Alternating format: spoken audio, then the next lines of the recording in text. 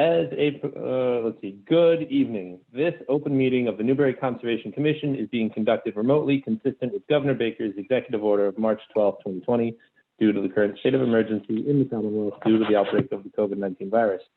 In order to mitigate the transmission of the COVID-19 virus, we've been advised and directed by the Commonwealth to suspend public gatherings, and as such, the governor's order suspends the requirement of the open meeting law to have all meetings in a publicly accessible physical location. Further, all members of public bodies are allowed and encouraged to participate remotely. The order, which you can find posted with agenda materials for this meeting, allows public bodies to meet entirely remotely, so long as reasonable public access is afforded so that the public can follow along with the deliberations of the meeting.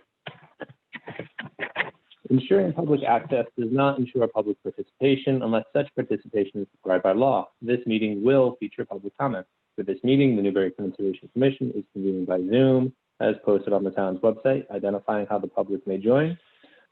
Please note that the meeting is being recorded and that some attendees are participating by video conference. Accordingly, please be aware that other folks may be able to see you and that you should take care not to screen share your computer. Anything that you broadcast may be captured by the recording. All of the materials for this meeting, except any executive session materials, are available on the Town of Newbury's website under agendas, and we recommend the members and the public follow the agenda as posted, unless I, the chair, know otherwise. We are now turning to the first item on the agenda. Before we do so, permit me to cover some ground rules for effective and clear conduct of our business and to ensure accurate meeting minutes. I, the chair, will introduce each speaker on the agenda. After they conclude their remarks, the chair will go down the line of members, inviting each by name to provide any comment, question, or motion. Please hold until your name is called. Further, please remember to mute your phone when you're not speaking. Please remember to speak clearly and in a way that helps generate accurate minutes. For any response, please wait until the chair yields the floor to you and state your name before speaking. If members wish to engage with others, please do so through the chair, taking care to identify yourself. After the members have spoken, the chair will afford public comment as follows. The chair will first ask members of the public who wish to speak to identify their name and address only. Once the chair has a list of all public commentators, I'll call on each by name and afford 3 minutes for each comment, presuming as well that the comments stay within our regulatory jurisdiction.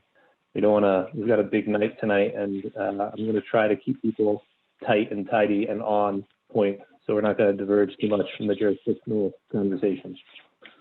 Finally, each vote taken in this meeting will be conducted by roll call vote. And that's great. So let's get rolling. First thing we've got queued up tonight. Please make sure everyone has the revised agenda. It's just added the things on that I'd accidentally taken off on the previous one and changed the order. Perfect. And that's the one that's on the website. Yes, and I have a timer available. All right. Excellent. Thank you. So starting at the top of our agenda, our next regularly scheduled meeting dates are June 22nd and July 13th. We have no minutes to approve. Getting into public hearings, we are going to have a quick CONCOM discussion about having perhaps 2 meetings per month starting in July of 2021. So I'm just going to freeform this. Maybe show of hands. Who thinks 2 meetings is a good idea? I see 1. I see 2. I have a comment. Go for it, Bill. If we go to 2 meetings, can we have a curfew? Oh, man. I hope. I think if we go to 2 meetings, we can at least have a spillover day, because, I agree with where you're going with that. These things go too late. And that's part of it, is just if we try to make them slightly more frequent, maybe we won't drown. Brian, can I ask whether or not we can postpone that till the fall and not have 2 meetings in July and August? I mean, sure. You make a motion and we'll vote on it if you want to, wait a little while. Yeah, just throwing it out there. Yeah, go ahead, Pete. Yep. So I think it's valuable to give the consideration of 2 meetings. That's what planning does, is we do have 2 meetings a month just because of our volume. We find that, once we get past this threshold of 2.5 to 3 hours, it fatigues everyone. It's not fair to the boards. It's not fair to the public. It's not fair to the applicants. So we've gone to that format. And I would say if the agendas continue to be pretty full, I would support that type of an approach until the later. Cool. Yeah. I mean, it's just a matter of making it work, right? Like as Mary's alluding to, some of us have, schedules pre-planned already that maybe this won't work for. But yeah, if you guys want to do something, let's put something on. And yeah, and Mary, like, you're alluding to, if it doesn't work, then, maybe somebody misses one, maybe somebody misses some other one. Sure. I mean, in theory, we have a quorum most nights. Yeah, we'll be losing a couple members, and I don't know whether or not there are new appointments coming quickly or not. So Yeah. doesn't feel like it. Okay. Anyway, so yeah, what's the will of the board here on this one?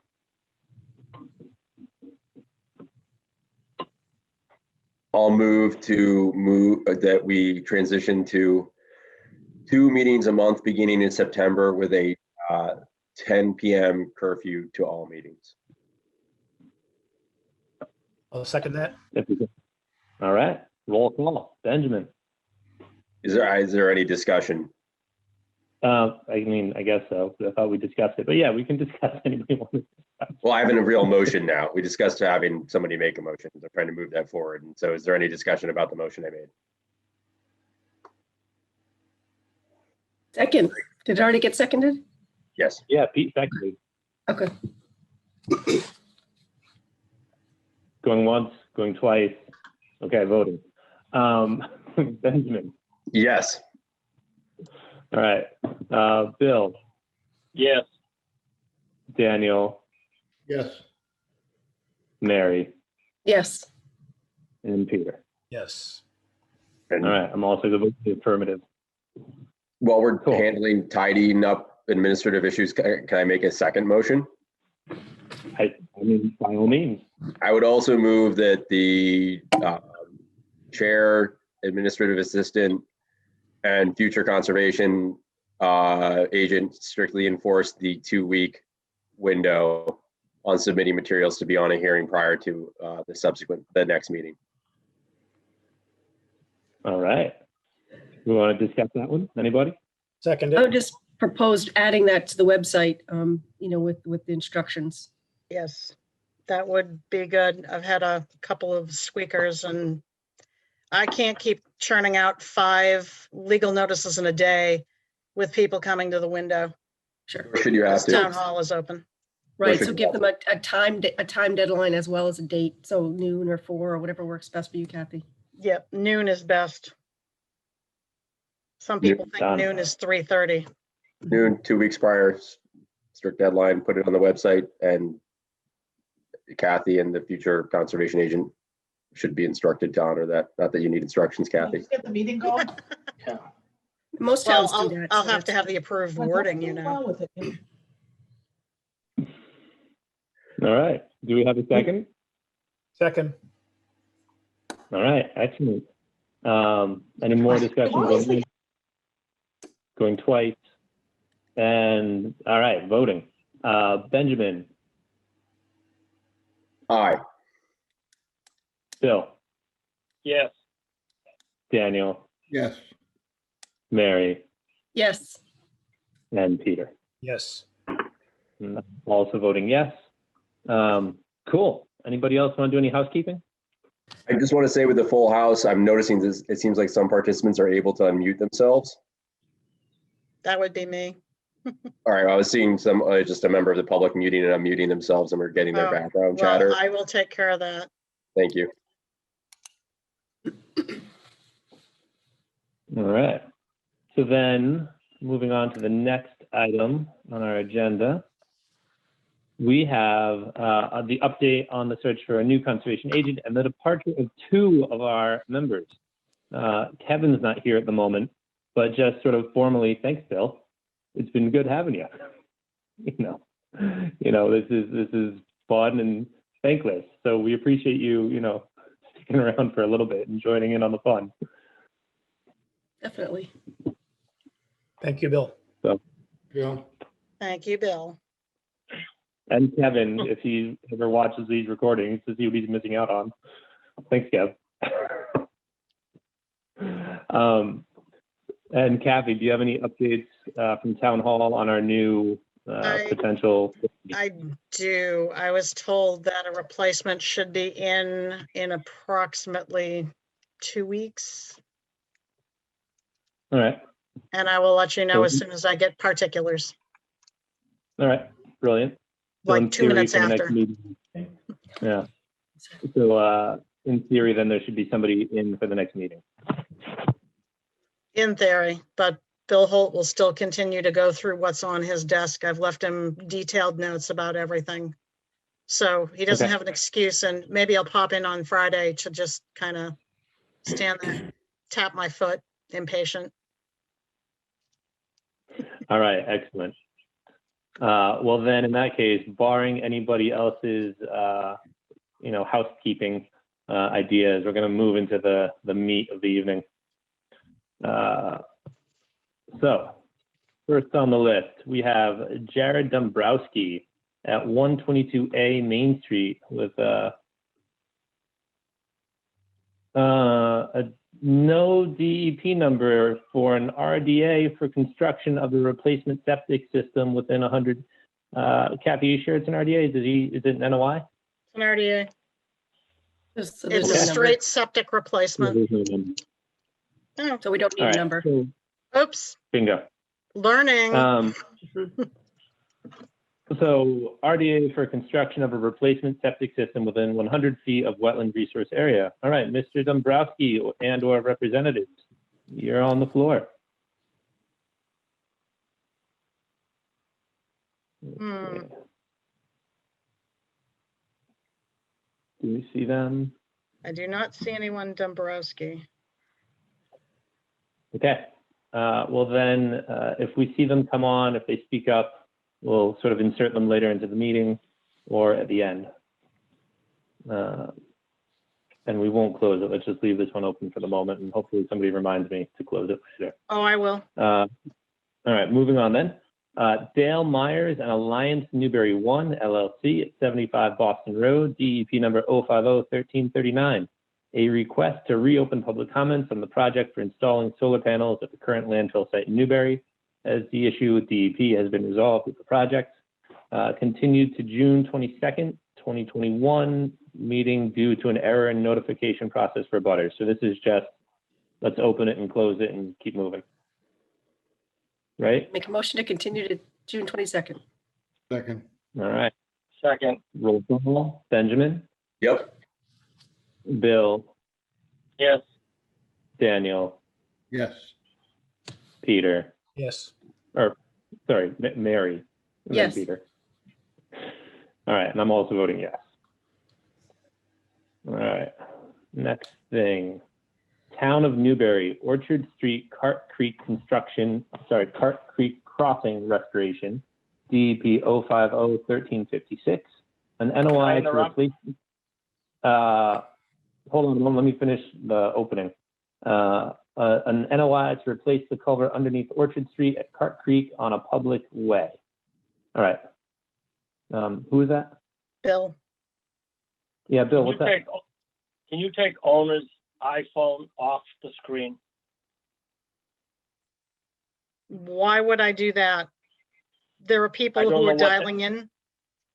I don't know whose picture that is, but I don't think it's, I Matt don't know what it is. Haymore. The one that looks like a tree with a,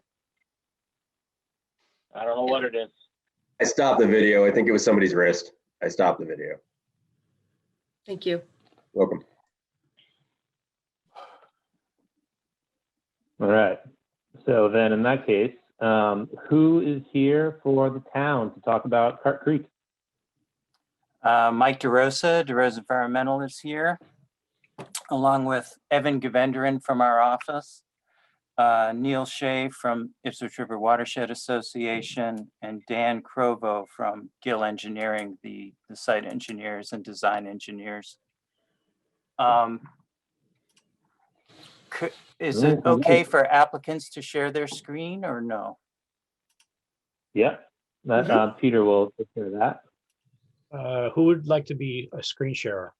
That would be me, Mike DeRosa. So I think Kathleen, unfortunately, only the host can screen share the way this account is set up. So it'll have to be the host sharing, the co-host can't share. Okay. Ah.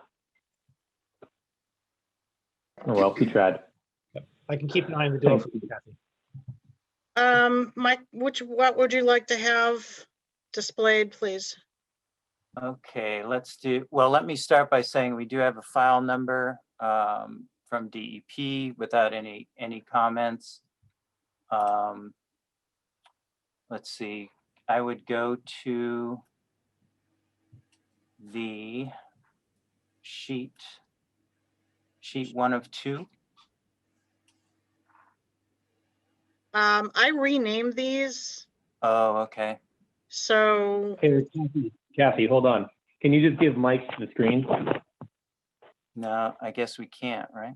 No, I think the host I can. can. I just made you a co-host, Mike. Oh, okay. Let's do that. Let's see. Thank you, Kathy. Thank you, Kathy. Sure. Can you all see this screen? Yes. So this is our file number from DEP. We're showing proposed alteration of 111 square feet land under water bodies and 153 of salt marsh. We're filing under a, let's see, we're filing under a limited project. And the concept is to accomplish 2 goals. One is to, let me get the profile here.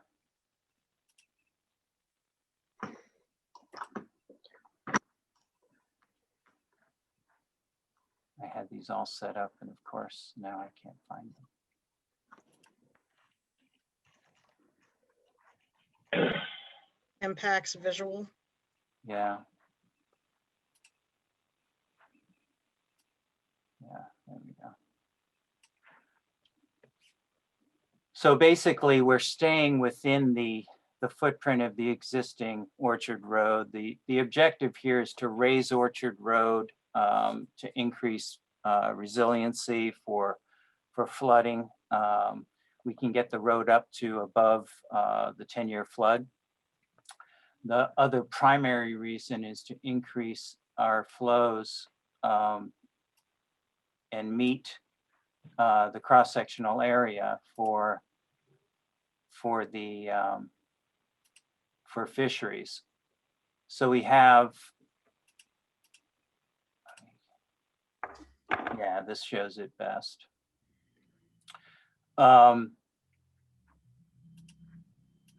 Excuse This me, Mike, is- is this the crossing right near Martin Burns? Yes. Okay. That's exactly where it is, yeah. All right, thank you. So right now, this is the existing situation. It's basically a box culvert, loose stones laid. The road is up at this elevation. What we're proposing is a precast situation where we're vastly expanding the cross-sectional area. We're opening up the open channel so that for fish passage, and raising this elevation about a foot above where it is now for resiliency and keeping the road open during flood situations. What we're going to do is use basically a trench box as our stream diversion, and then work around that. So the stream will remain flowing through construction. There won't be any impacts to that. Fish will be allowed to flow with the tide, and the waterway will remain open. I think we have, yeah, so here's another detail of that, which gives you an idea using the existing trench box for our diversion and proposed sandbags to channel the water through that. Sandbags on the other end to prevent scour. And then that provides us with our work area. As far as impacts, we are basically working again. The green is the existing footprint of Orchard Road. The new plan view of the crossing will be here. We've got some temporary work in the, this one shows it. Temporary work along the edge, which will then be restored and revegetated. And then some, let's see.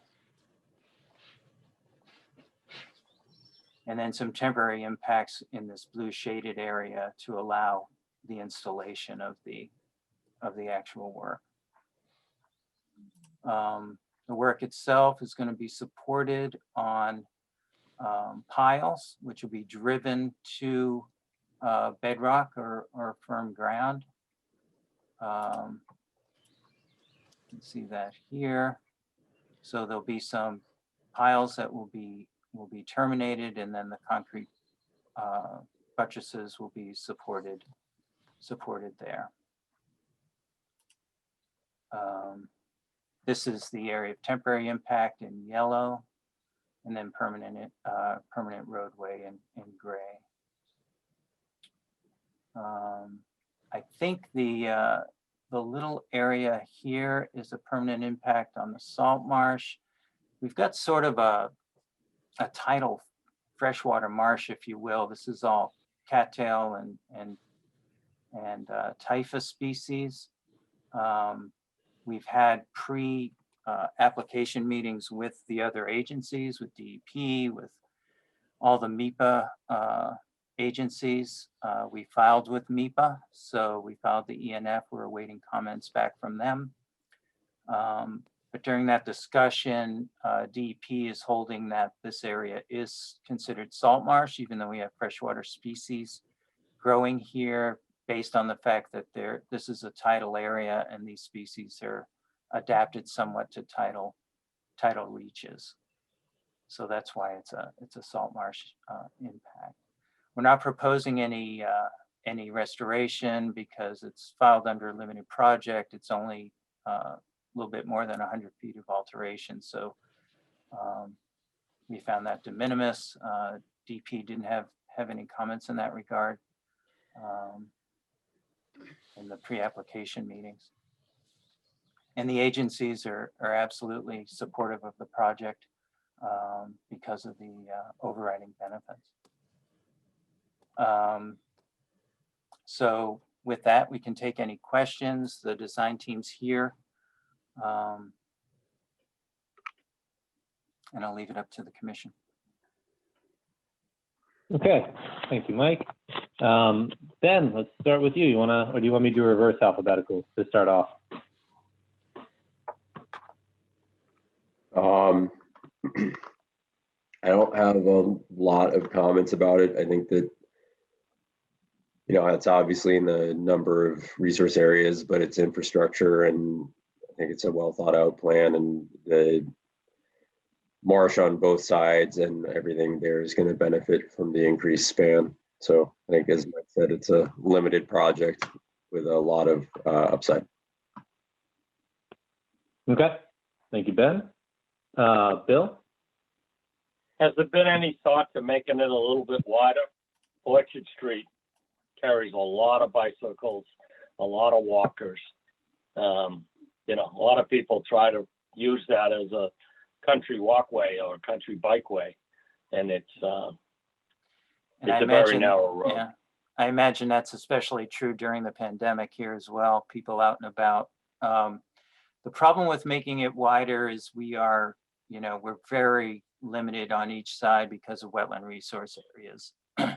DP was, in our pre-application meetings, were very adamant that we keep this to absolute minimum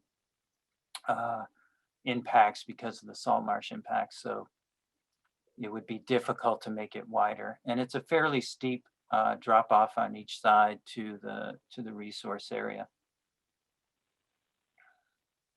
Okay.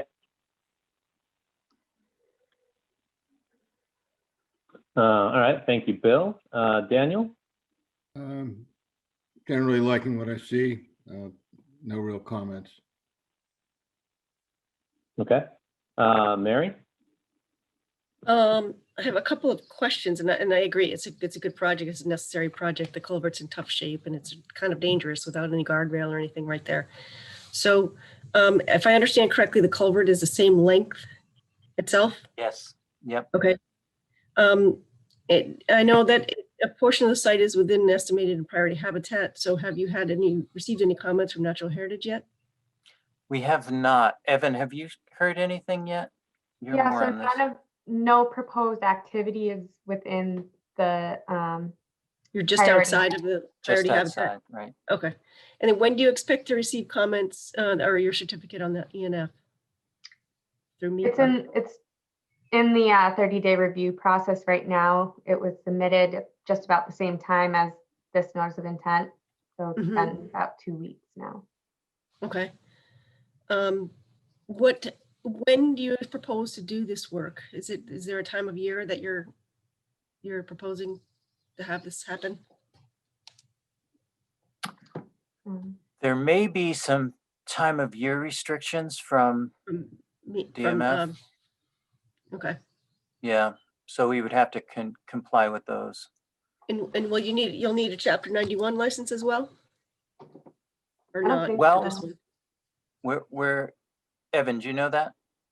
I So think we we're haven't outside gotten a- jurisdiction, but That's the only agency that we haven't gotten a definitive answer from. We have been assigned a reviewer. Okay. But we're not in filled tidelands.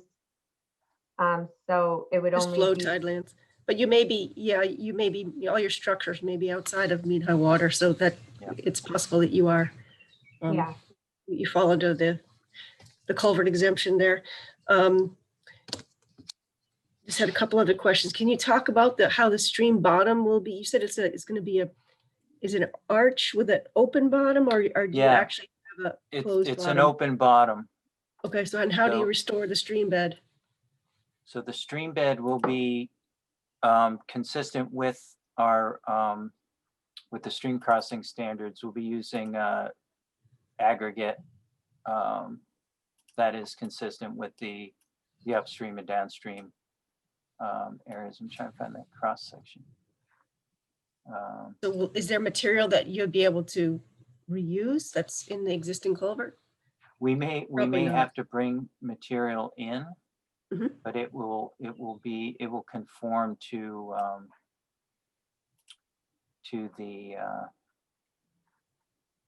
the natural material. So will there be any kind of impervious barrier underneath it so to prevent, sometimes these get bedded really deeply in a lot of stone and Yeah. and the channels disappear into the culvert and then reappear again downstream. So we're just wondering if there's a cross section that shows some kind of detail on what the that's what I'm- material is. If you use fill channel with excavated material, Where's it say previous that? excavated material, there's a detail in section B at the bottom of the page there, it looks like.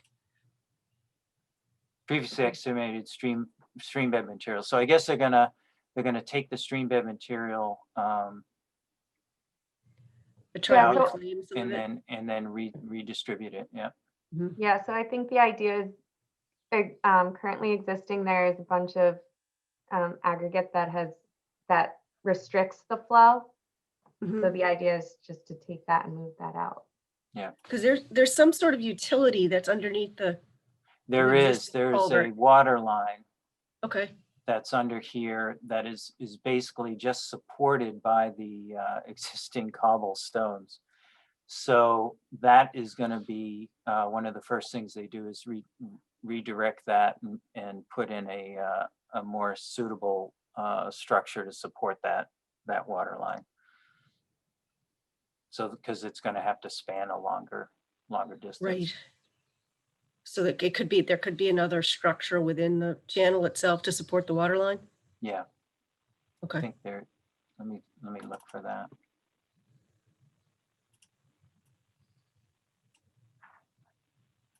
Michael, there'll be brackets that'll be above the low chord of the proposed three-sided frame there. The water line will not be the low chord on the replacement Okay. structure. Perfect. Thank you, Dan. Sure. So it'll be suspended underneath the bridge? No, the it will not span? be suspended. It'll be above the bottom of the bridge, low Be in the chord road bed. elevation. Yeah. Okay. Okay. And do you anticipate any dewatering during, I know you're going to use a trench box and maintain the existing stream flow, but for the excavation for the footings for this? I don't think so, So- Dan. Do you have any? So the foundation system will be driven steel pipe H-piles that will be producing a span of about 15 feet, which is 3 times the existing span length. Okay. We encountered very soft clay on the east side of the existing roadway, and it was not suitable for a spread footing foundation. Mhm. So this foundation will not have a lot of excavation required. It's not like we have to worry about scour because the bridge will be supported on steel piles, which is inherently scour resistant. So we don't need to go back and line the channel with riprap necessarily for scour protection because we consider the foundation to be very scour resistant. Okay. And then in terms of, this is my last comment, I promise. So in terms of upstream and downstream impacts, We don't see any because we're by using by keeping the flow consistent during construction, there's not going to be any impairment of that. We're going to allow, greater water passage through here, both for fisheries passage, but also for salt water exchange through the culvert. So we expect this to be a net positive in all areas. I think Mary froze before her question was finished, Mike, but thank you. Oh, sorry. That's okay. Let's see. Mary, are you back yet? Are you still frozen? I think she just left. Maybe go on to see if Pete has any questions. Yeah, we'll double back to Mary. Peter, what do you see? So a couple questions from a planning standpoint. Could you go back to the visual impacts? Right. Yeah. Yes. So I just want to understand that correctly. The water. No, back to the visual impacts. You just had it. Let's see. This one. Yep. And it had the screen with the water line, or maybe it was on the 202, maybe it was that one. Yeah. So let me just understand this correctly. The water line is going to come up and it's going to be above the ground alongside the bridge. Dan, where is this new water line going? I lost track. It'll be on the north side, and it will This be attached to supported by brackets that cantilever out from both the three-sided frame and the wing walls on the approaches. This is So it right it here. will not form the low chord of the proposed bridge. It'll be entirely, essentially up near the roadway elevation, and free and clear of the 10-year storm. Right. So it'll be the outside of the bridge. It won't be the inside. Of Yeah, it's right here. If Absolutely. you can see Okay. this. Yeah. Perfect. Yeah. That's the first question. The second is I understand that you don't know when you're going to be doing this project yet because you don't have all your clearance. But what is the duration of this project? It should be a one-season project as the road will be closed during construction. So they'll be able to get in and out pretty quickly. So a 3-month project? Something like that. I can't guarantee 3 months, but it'll certainly be within the limits of one construction season. Okay, and I think I do remember seeing something with regards to the detour, because these are just all planning types of questions. Do you have that just so we can? Yep.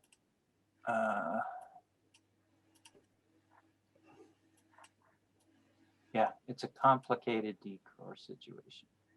So we're isolating from Middle Road here and I believe that's right at the stop sign there, all the way over to Central Street. So this whole section will be isolated, So and we'll detour be, people around. so it'll be diverted through the governor's campus, all the traffic. That's Elm minimal. Street correctly, yeah, yeah. Okay. Has, again, these are planning questions. Have you advised governors of this yet? We have not. But they're also a client of ours, so we could certainly fill them in on this. Because that'll be a significant Yeah. amount of traffic going. Significant flow. No, it's a very good point. Yeah. I know they were painting their crosswalks the other day, but I think they'll Yeah. need a lot more than, and some of the trucks are going to be big, and that's a narrow passageway with Yeah. parking on either side of the road. Yep. Those are the questions I have. Thanks. Thank you very much. Thank you, Pete. Mary, are you back? I am sorry, I lost my connection there. I don't know if you heard the question, but I was just questioning any upstream and downstream flooding impacts that might be a potential concern. During construction? Well, or after construction, since you're changing the hydraulics of the opening now. So, it's certainly a benefit for the environment. I just question Yep. if there's any downstream. Everything downstream is going to be salt marsh. So I don't think that there's a concern necessarily. I just wanted to know if you had looked specifically at that. Dan, I think you had looked at flooding impacts up and downstream as part of the design, correct? Yeah, I don't anticipate any changes. We utilized Applied Coastal Research, and they did a tidal exchange study, and they found that the changes would be absolutely minimal. Okay. And my only other comment, Ryan, is just that, I would recommend that we maybe hold this hearing open until after the MIPA process is complete, so we can have the benefit of some other agency comments, and it might help us in writing an order of conditions for this one. Yeah, no, I think that's a good point. I do want to Yeah, say, I do want to say though, this is subject to funding through DER? Yeah, can you hear me? Yep. Yeah, so timing is of the essence in that regard. So our hope was to get an order of conditions before the end of June, which would conform with the funding protocols. It's MVP. It's going to be funded through MVP grant. So do you expect that because we have another meeting coming up in June, don't we? Oh, okay. Yeah, we do. The 22nd, is it? Yeah. Yep. So would you have your certificate before then? It sounds like you probably would. 30 days? Hopefully. would I don't know be- when you filed. Would that be within the 30 days, Evan? Do you know? I didn't do the math. It would be but- very close, so Yeah. hopefully, but If there's something significant that came up, then we would have closed the hearing and you'd have to start all over. Yeah, I So know. So we're better off definitely keeping it open to the next meeting. Okay. So we would definitely agree with that, and then hopefully we'll get most of the comments back. But most of the agencies in our MIPA meeting, pre-application meeting, were very positive on the project. So Yeah, we do We need don't to have, expect- I mean, we have to have DMF and natural heritage letters as part of, in order to close anyway, so. yeah, that's true too. Correct. Yeah. No, good point, Mary. but we're not All right, not well- in priority habitat. So Oh, we're that's just true. in Yeah, we DMF. don't need Just so, okay, so just the DMF, okay. just DMF. Okay. Cool. Well, then I think the only things that I haven't heard about yet would just be sort of, the bankful conversation and the sea level rise kind of conversation. Yep. You want to get into those points? Well, Bankful, the delineation was actually done by a third party whose name I don't remember. SWCA. SWCA. So they delineated the boundaries of the resource areas. We reviewed it in the field and agreed with their delineation. So we don't have any problems with that. So riverfront area, and this is within resource area anyway. So as far as boundaries, we're fine. As far as sea level rise, again, we're raising this up as high as we can and still conforming to the road layout. And that gets us up to about the 10-year storm, which is an improvement over the existing condition, raising it about a foot, I think, a little over a foot. So, you know, that's what we can do based on the constraints of the site, and but that will help. And I think increasing the cross-sectional area of the crossing is the most important factor. Right. No, I agree that, you know, an improvement is an improvement. But so do you know what the bank full is on the creek? It would be,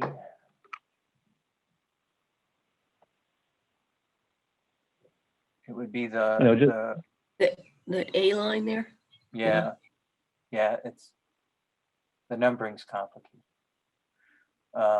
Evan, do you remember the AA line? Is that it? Is that bank? Yeah, I can't remember off the top of my head, but it's in the report in the NOI.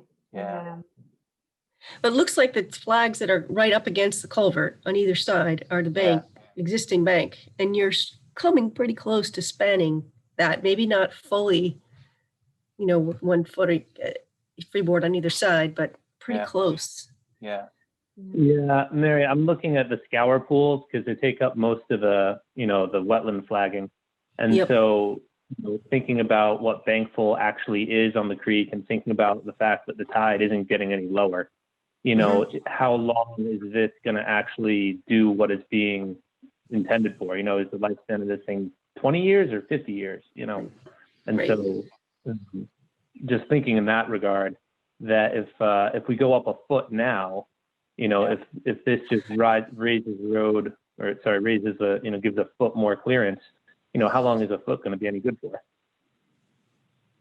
You know, and if the bankful is, you know, 1.2 is, you know, for the new stuff, and in replacements, obviously you can just replace as is, so it's an improvement over what's legally required. But at the same time, you know, just thinking future attempts as opposed to thinking current attempts, is there room to make it bigger that would, you know, make it be more useful in the long run, even if the road does end up with a bump in the middle of it? Yeah, and I think Dan, you went through a lot of alternatives analysis on the design bit. Yeah, we did. We're actually raising the low chord elevation more than 4 feet, almost 4.5 feet, with that water pipe serving as the low chord currently at elevation 3.8. And we're raising the roadway elevation to 8.10. The 100-year flood elevation is 10.10. And once the roadway is overtopped, the roadway functions like a weir, and any elevations above that level will just cascade over the road. One thing I feel very good about with this proposed replacement is that the foundation system is a deep foundation, and it is inherently resilient because it's on steel piles that aren't scour prone. And I think that's an important benefit of this project, is that this existing bridge could get inundated, the roadway overtopped, and it'll still be there. The roadway might be maybe breached, but the bridge will still be there afterwards. So it does improve resiliency, just based on the virtue of the type of foundation we're proposing. So you're saying you're gaining a foot in terms of road elevation up, and another probably foot or so from removing the water pipe. So you're probably gaining at least a couple feet of head. So we're going from 3.8, which is the bottom of the existing water pipe, to 8.1. Okay, thank you. Yeah, It's quite a lot. and the span length is more than tripling. Yeah, I mean, no disagreement that it's an improvement over what's on site. But, you know, it's just a curiosity, and, you know, in a manner of speaking, why didn't you go bigger? What was the the site constraint or the project constraint that had it at this sizing as opposed to going up one class, if you will, of box culvert, or, you know, however you want to frame it.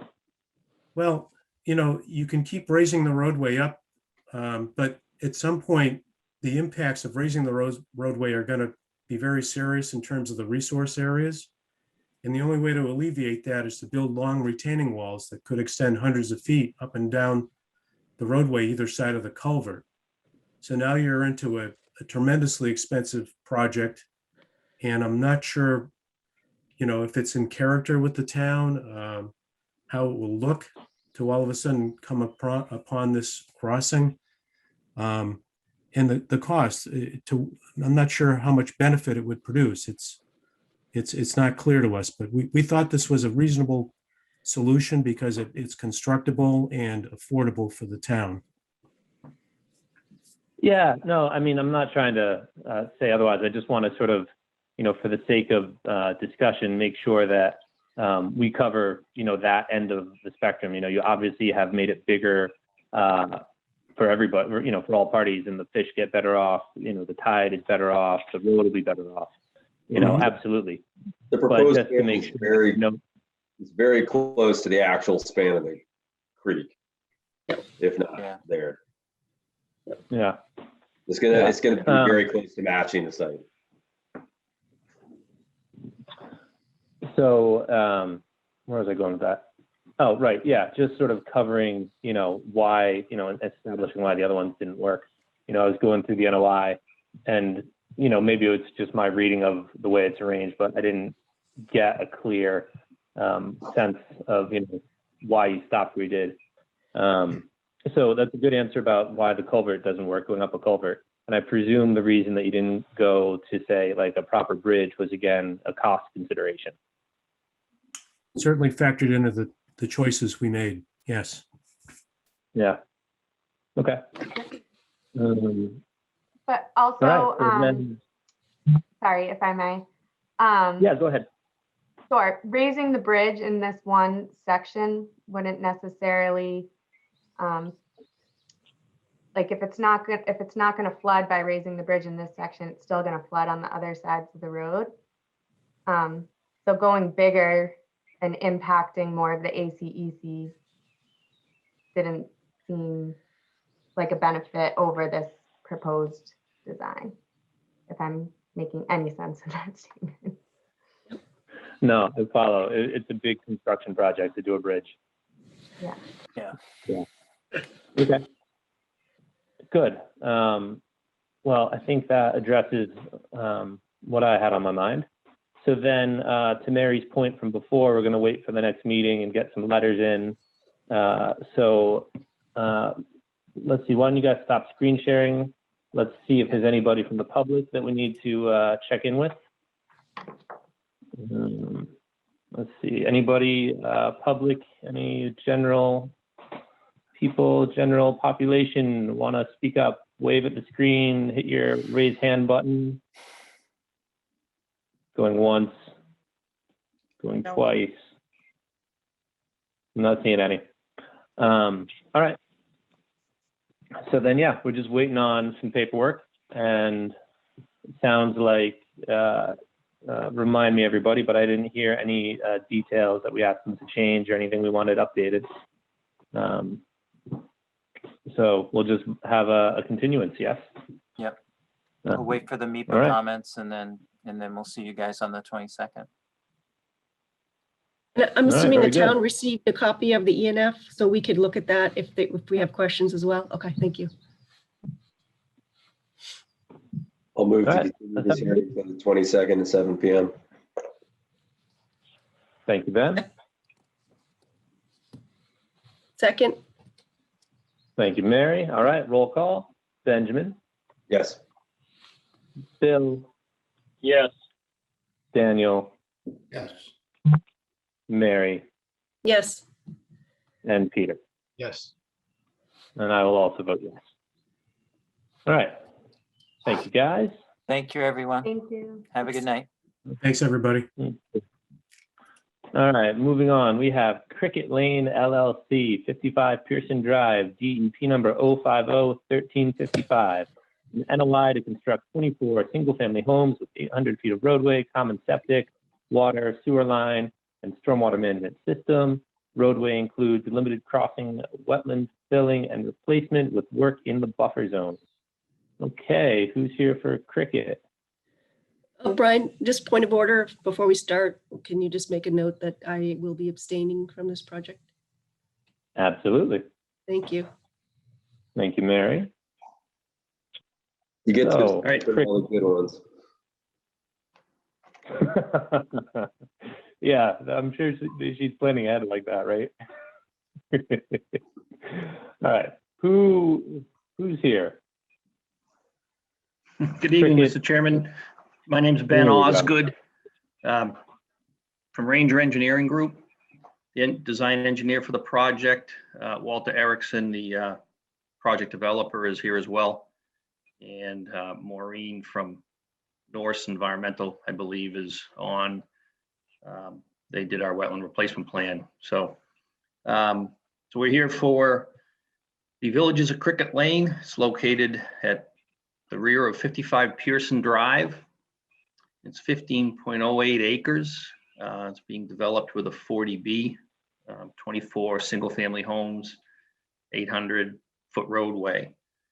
The property is bordered on the north and the west by the Martin Burns Reservation, on the south by the residential units, the existing residential properties on Pearson Drive, and on the east by a parcel of land that extends out to Orchard Street is another residential property. Access through the property is over an easement on 55 Pearson Drive. And so is there any way someone can bring up a plan, or can I share my screen to put a plan on so we can? I can share screen with you. Ben, I just made you co-host. You can share. All right. Open the document, then go to the share screen icon at the bottom and click on that. Yeah. There we go. There you go. Well, it's blank. Right. There you go. So I'm going to start out with the existing conditions plan. Get it so it fits on the screen here. So here again, down at the bottom is Pearson Drive, our parcel right here. It actually extends to the east, and this is the Orchard Street parcel I spoke about, Martins Burns Reservation here, the residential house lots along Pearson Drive. So this plan shows 4 or 5 wetland lines that outline 4 distinct wetland areas. We have the A line right here. It's an isolated wetland, non-jurisdictional wetland, but it is an isolated land subject to flooding. This little line right here is the limit of flooding, and that has been done by elevation, and calculations are up here in the left corner of the plan that indicate that it holds greater than a 1/4 acre foot of water. So it is protectable as an isolated land subject to flooding. There's a small B series wetlands here. It's another very small isolated wetland area. It's not jurisdictional. The C series wetland here is the easternmost border of our work area. And it delineates a large wooded bordering vegetated wetland out in on the east side of the property. We have a D series wetland that and an E series, which delineate the 2 sides of this wetland, long, narrow wetland here that is bordered. There's a little intermittent stream that runs down through that wetland. Up in the top left here, there is a vernal pool within this wetland that extends onto the Martin Burns property, borders our property as well. And then this shaded area in blue is historic filling that we've identified that we're compensating for in our development plans. So these wetlands that I've just described were all determined through an ANRAD process and set about 2 years ago, maybe a year and a half ago. We came to the commission and we went through an ANRAD, and these lines were all set. So they have been reviewed, set in stone by the ANRAD, which we still have about a year and a half or 2 years left on that process. So moving down through the different plans. So here's our overall development plan. And you can see we access the roadway here on Pearson Drive. It's an 800-foot cul-de-sac, 24 homes clustered around that cul-de-sac. Just go to the grading and drainage plan. So here's the plan with all the grading. We have the 24 homes, as I mentioned. We have stormwater areas. There's a stormwater area here, stormwater area in this location, and another small one over here near the D and E series wetlands. We have filling. It's a limited project crossing. It's located in this area right here. And how that works out, we have 1,730 square feet of filling of wetlands that are visible on the ground now. We also have historic filling, which I showed in the last plan, of 2,039 square feet. We have a temporary disturbance of 855, which is a little bit along here to construct the road, a little bit along here to construct the wetland replacement area, with a total disturbance of 4,624 square feet. So our replacement area, which is up in here, is 5,660 square feet, and it's equal to 1.5 times the area of filling and historic filling. So we more than meet the requirements for replacing the wetlands. Dan, could you show me the replacement area again? I couldn't find your cursor when you did that. It's up over in this area over here, kind of on the west, I guess it would be the southwest corner of the property.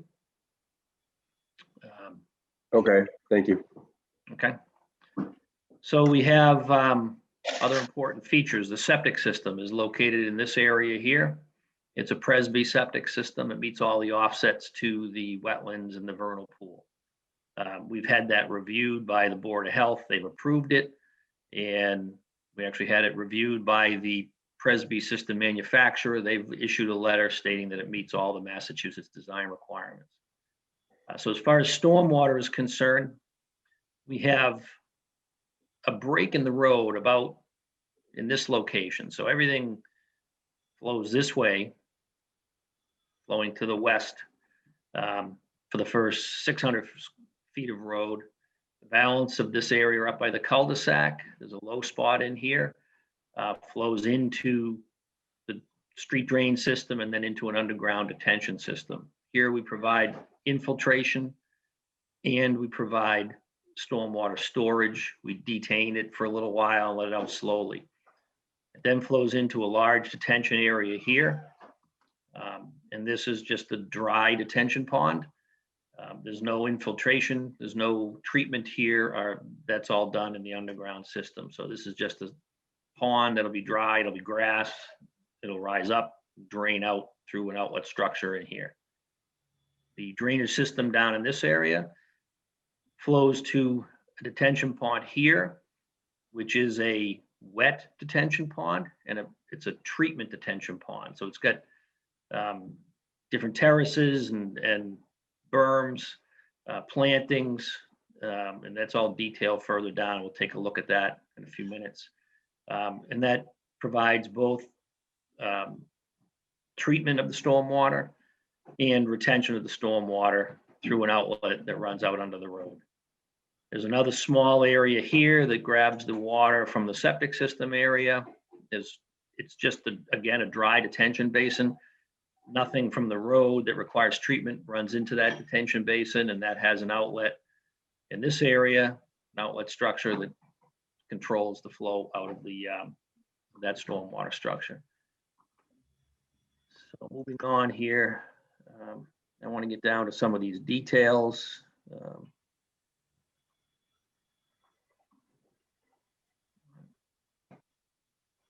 So this is just a little bit more detail on the septic system. We have the tanks are located in the roadway.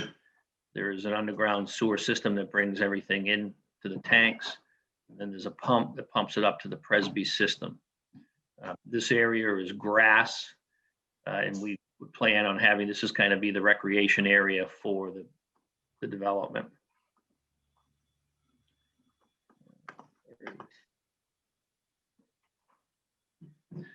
So this is the wetland replacement plan. As you can see, here's the filling, 1,730 square feet of filling associated with the road. The blue area is 2,039 square feet. And then this replacement area with the plantings, 5,660 square feet. All of the plantings are delineated here. And basically this exceeds the DEP requirement for the number of plantings and the spacing on the plantings. And I should say that we're saving a few large trees that are in this along the edge of the existing wetlands, so we keep an overstory. But we chose this area because there really aren't any mature trees in this area. It's all very small growth. Some of it is just dead trees. So there really are no large trees coming down to make this replacement area. It's a great place to do that. There is a little temporary access here that we need to get in. And what we've agreed to do is to buy the oak planks or lease the oak timbers, a 30-foot long piece that will just span the wetlands. So although it is considered altered, we're not removing any of the vegetation, we're not removing any of the wetland soil. We'll just set the mats down on top of the wetland, and then we'll simply pull them out when we're done. And hopefully everything will recover. It will not be, the surface of the ground won't be disturbed. So, and one other point that's very important, obviously this has gone through the 40B process. We were at the zoning board for many months through the COVID.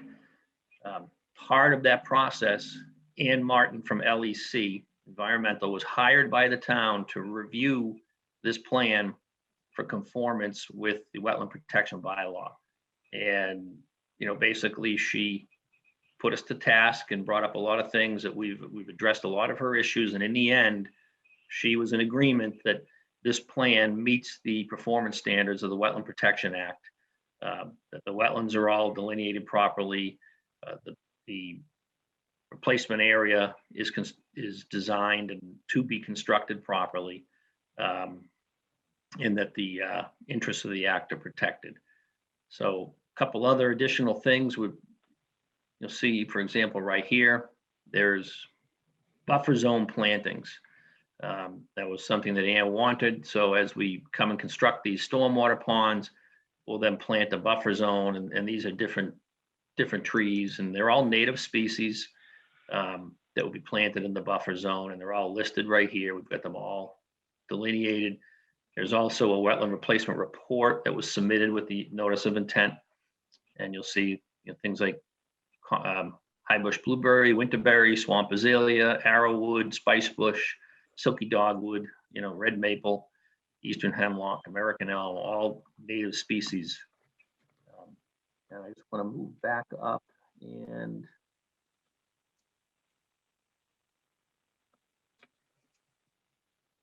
so this is back on the grading and drainage plan, doesn't show there.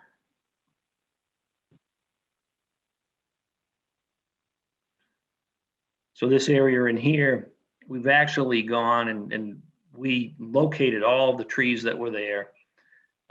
So we're saving these trees along this buffer zone edge. That'll keep our overstory intact. And then we have additional plantings and, trees 30 feet on center and shrubs 5 feet on center all along the base of this detention basin to provide, protection to the adjacent wetland areas. So. Second here, and I think, all right, that's the end of my notes. I think that's the project in a nutshell. I guess I'd be happy to take any questions from the board. All right, excellent, thank you. Let's go around the horn. Let's do reverse order this time. Pete, I'll give you the honor of speaking up first. At this point, I don't have any questions. Thanks. All right, easy. Mary, how about yourself? Oh, right, Mary, you're not here. So it's Dan, you're next. I wonder if there's been any sort of peer review, or, checking on the details of the stormwater report. That's pretty technical stuff that I don't know that we're. Yes, there has been. The town hired Joe Shawatka, and he did a complete review of the stormwater, and he determined that it met the requirements of the Stormwater Act. Okay. That's all I got right now. Okay. Bill Lord? I'm all set right now, no questions. Okay. And Benjamin?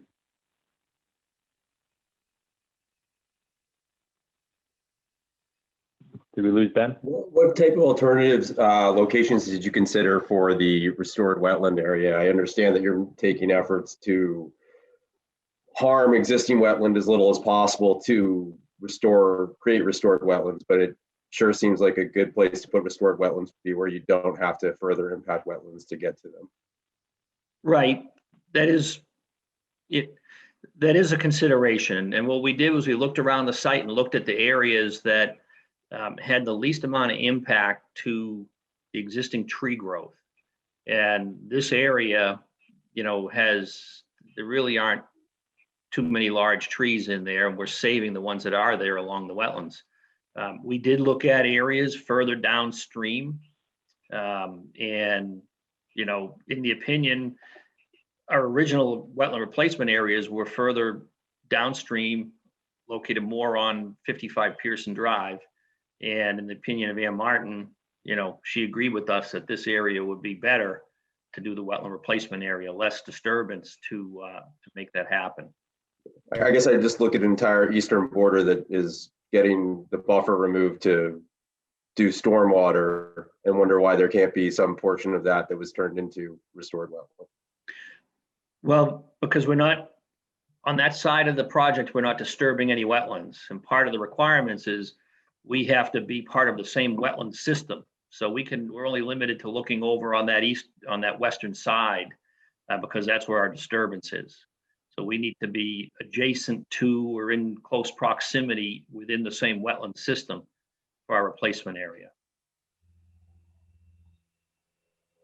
I guess I'm a little confused, because if I'm reading the plans right, I'm seeing that there's more or less disturbance going within 5 to 10 feet on the western side, or the eastern side, sorry. Right, but we don't. So I guess I see like close proximity and disturbance to a wetland there. I'm kind of wondering why. But I also probably think it's good to do a site walk. Right, the Wetland Protection Act allows us to work up to the edge of the wetlands, in order to protect that edge of the wetlands. And we've added the plantings that will be planted after we construct the detention pond. And that's the protection of those wetlands. 32-inch caliber trees and shrubs 5 feet on center. So that wetland area is looked at differently than where we're doing our crossing, which the crossing is what requires the wetland replacement.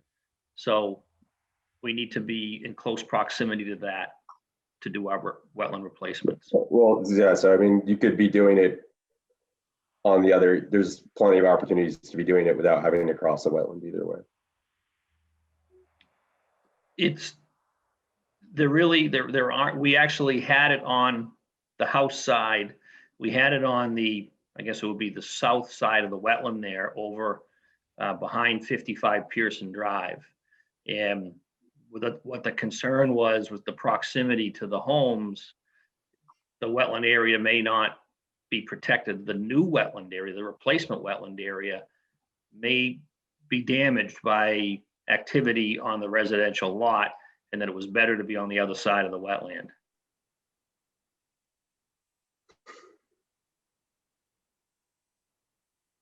Anyways, I think a site walk would be useful.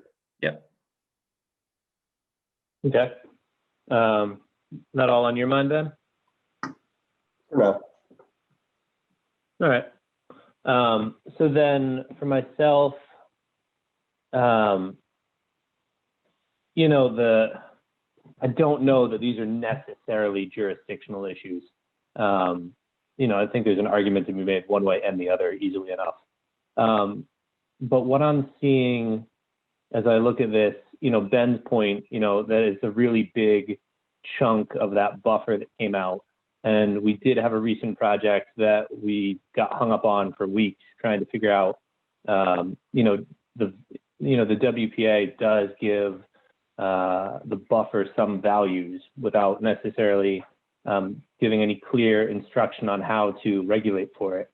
But that's just, you know, a really big percentage of the buffer coming out there. And, you know, you've done the site walk, I'm sure, a million times, and you know where the vernal pools are very well.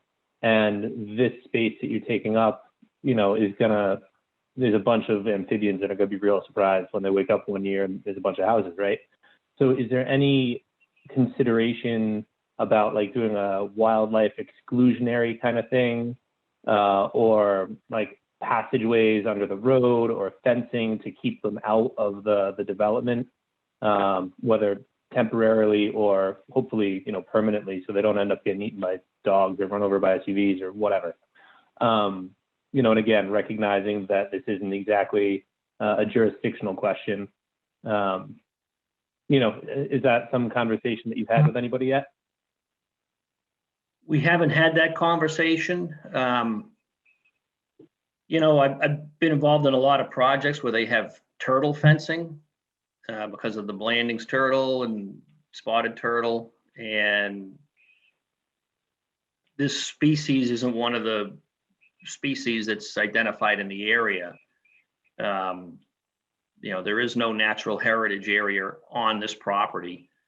Right. You know, the vernal pool had, you know, I don't know exactly what head the vernal pool had, which is located primarily on the Martin Burns Reservation, but I don't know that, you know, fencing is going to keep out whether it's a frog or a salamander or something that's going to live in the wetlands and come out into the uplands. I don't know what we could do to prevent that. You know, we haven't discussed that, and what was more, the conversations were more towards, you know, we're going to restore shrub plantings, tree plantings. You know, the detention ponds they'll just be grass. They can be, you know, area where species can live. But we hadn't discussed any kind of exclusionary measures. All right. Yeah, you know, whether or not anything ends up on a plan, if you could have that conversation, I think that might be useful to cover at some point. You know, to Dan's point, to Ben's point, to my point, you know, that's a big detention basin. And was there ever a conversation about sort of narrowing it and lengthening it and sort of, you know, wrapping it behind the development? And, you know, I know that on the drawing we got here, it doesn't realistically work. But in theory, you know, wrapping that around the whole backyard of everything to connect into the wet basin as just one idea. You know, is that kind of discussed, that sort of skinnying, if you will? Or was that just what was the hang up there with that? Or was that not covered? No, it was talked about. The problem with stormwater detention, the soils are very porous. We have to store a lot of water. It takes a lot of water to meet the requirements.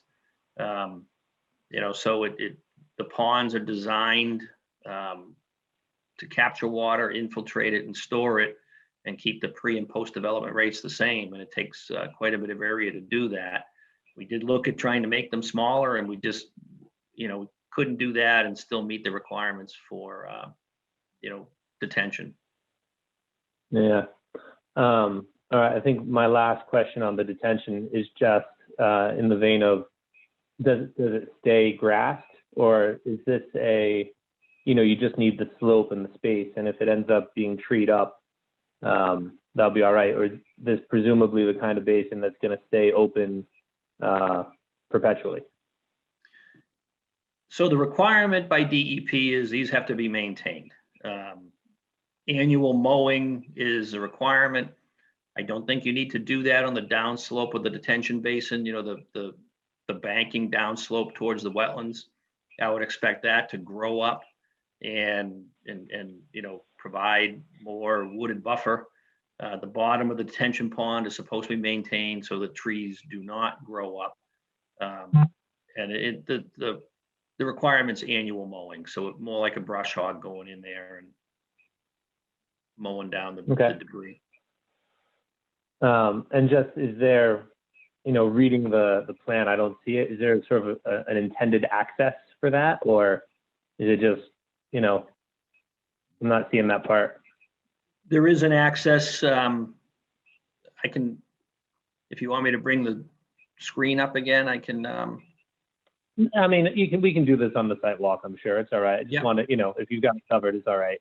Okay. Yeah, there is an access area down between a couple of the houses where it's graded, it's flat, and they can get down mainly to where the inlet structure is. And then there's a bench, you know, between the detention pond and the upslope to the houses. There's a flat area where, you know, a maintenance vehicle could drive around the top of the pond to the outlet structure. Okay. And then to the replication wetland, you and Ben were just talking about sort of the left-right wetland. Was there any talk of placing the replication in the center non-jurisdictional wetland, or was it avoided because it's not a jurisdictional wetland, so you don't want to put anything there? Well, again, the requirement is if we're disturbing a wetland in the C series wetland, we need to replace it at the C series. If we're doing it at the B series, we got to replace it at the B. We can't go over and put it in a different watershed. So it has to stay adjacent to where we're disturbing. All right. Okay, that's my line of thinking for the moment. So then, let's see, this is the part where we open it up. Assuming anybody else in the Concom, any other comments, thoughts, going once, going twice? Okay, so now we go to the public. And hands in the air, waving at the screen. Who wants to speak up? I see Dan. There's one hand in the air. Any other hands? Is Dan the only one here talking? All right, well, Dan, you can have the floor, and we'll see if anybody else comes in after you. Dan Thanks, Linden. Brian. There you go. Thanks, Kathy. Dan Linden, I'm a resident on Pearson Drive. There's several residents that are on this call right now to participate in this process as much as we can. And we kind of, I guess, have some questions, Brian, about how the process is going to go, what kind of feedback or interaction the public can have during this process. So we've hired an attorney that has hired some environmental consultants to look at these plans, and they've provided some critiques that have to do with a lot of the topics you guys were just talking about, and how much buffer encroachment there is. General concern with obviously the number of properties that are trying to be parked into this piece of land that is absolutely surrounded by wetland, right? And we don't have any problems with the wetland delineation. I suppose if we did, it wouldn't matter because of the ANRAD. But there are some questions about the isolated land subject to flooding, which is in the middle of the property, whether or not that's a vernal pool. I know there was evidence that was submitted years ago that it had the attributes of a vernal pool, but it wasn't definitive. And we've been monitoring it. It has egg masses, lines of evidence that would suggest it's a vernal pool, but the state is hesitant to certify without a longer term study. That's one issue of many that has been brought up by the hired consultants. So we're just wondering, what's the best way to communicate these concerns? Is this something that we should submit formally? Should we, plan to continue participating in these meetings to make sure that these issues are discussed and addressed? obviously this is the first meeting on this topic, so we're trying to do some fact finding here. Yeah, all right. So, you know, and for the rest of the commission, feel free to chime in over my shoulder if I miss anything. But to give a broad general outline of, you know, how I would expect this to go is that, you know, we'll finish up today, probably scheduling a site walk. You know, your lawyers and scientists and, you know, residents, what usually is best is if they can submit their materials to Kathy. Kathy can circulate it to the commission and to the project proponent. The proponent has a chance to address it and see if they can sort of jump over the new hurdle. We can look at it and see if there's something that we really want to focus in on and drill down on, you know, and just sort of go through those formalities. Then we would usually get to the submitted points in the meeting following. With this not having an agent at the moment, I don't know if that's going to slow down, you know, the communications on various technical points. And then when the commission feels that the proponent has addressed everything, you know, to some level of satisfaction, basically then we would have a vote if the project passes and sort of meets the regs. Then we issue an order of conditions, and the order of conditions are the you know, the marching orders for how to construct things. You know, maybe we demand that the left side goes in before the right side, or we demand that the wetland replication area goes in and goes through a season of growth before the roadway goes in, or, you know, that kind of thing. And in between, there's lots of room for back and forth and chit chat and working out the details. But, you know, what it comes down to is abiding by the regs as written and making sure that the proponent is sticking by the regs, and that we too, as a commission, are staying jurisdictional, and that we're not sort of, you know, getting into the planning board's territory, for instance. You know, we are concerned with the wetlands, and as you may have noticed in the project proponent's plan, there is a certain volume, there is a certain square footage of wetlands that are allowed to be impacted, which is, you know, obviously the polite term, but he can pave them over as long as they're replaced. And part of the order of conditions does put in standards by which the wetland replication are judged. And, you know, in a manner of speaking, the proponent isn't off the hook once they put the wetlands, the replication wetlands in the ground. They have to make sure that they survive and flourish at a certain level for at least, I believe it's 2 years after they go in, and anything that goes wrong in that time gets, you know, replanted. So to the commission, which important points did I miss? I'm sure there's half a dozen. Anybody want to chime in on that one? No, Pete thinks I did a good job. Dan, how's that sound to you? What part of your questions I skip over, or? Sorry, Brian, I would say that, sorry, I would say just to directly answer one of Dan's questions. Dan, you and anybody else who's a resident in town should feel free to continue participating in the public meetings, and you can voice comments now that are jurisdictional, and it's certainly helpful for the commission to keep all comments in mind if you submit a written record as well. It just makes it easier to reference things. I find it's good. But you're welcome to do either or both. Thanks, that sounds good, Ben. So, and thank you, Brian. So it sounds like, you know, concerns can be raised in meetings and discussed, which obviously has value, but getting things written down also makes it easier to share and keep track of. So having some documented points that are submitted to you guys well enough. So now you've said 2 weeks, right? So two weeks ahead of the next meeting would be enough time to have these comments submitted. Correct. Are we doing that for sort of midstream stuff too? You know, the 2 weeks is for a submission of an RDA or an NOI. Is the 2 week boundary still for this kind of thing? Then yeah, okay, good. Just checking. Good to know. Yeah, because So, yeah. I'm just, you know, not to get into the weeds too much, but, you know, as one kind of major theme of this project, there's a lot of discussion about the wetland replacement. So if you look at the map, it's really the west side of the property, right? Because the north kind of shoots off to that top corner. But that west side is where there's wetland replacement because there's filling for the road there.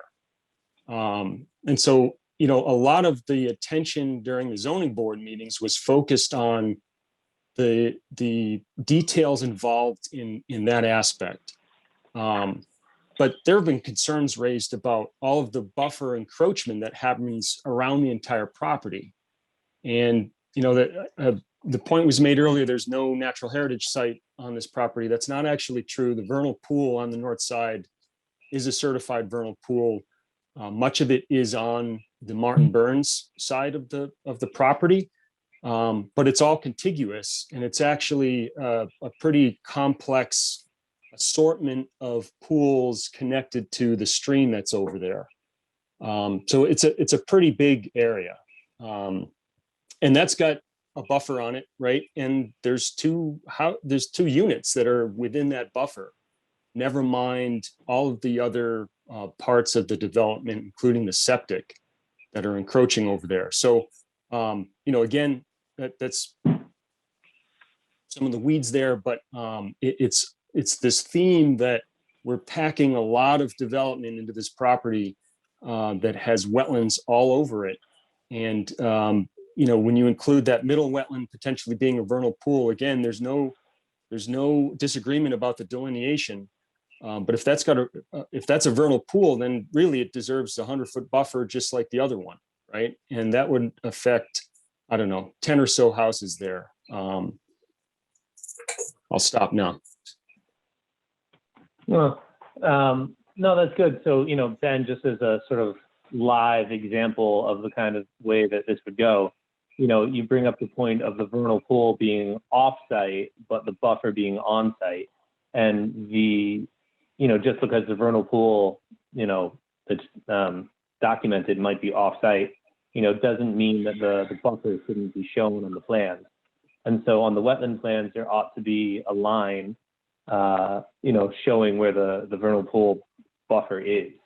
You know, and so that's the kind of comment that immediately live, you know, when we come to the next meeting, you know, that's something I'm asking for sort of right now, that if the proponent can incorporate that line into the next set of plans so that we know where those are, you know, we can find out if that's a point we need to argue about where that line is going to go. You know, and once, you know, while the ANRAD lines are in place, that doesn't necessarily mean that the vernal pool lines are in place, you know, the buffer for those, because as you well know, you know, vernal pools are a little bit different as they're within a wetland complex rather than, you know, encompassing the whole thing.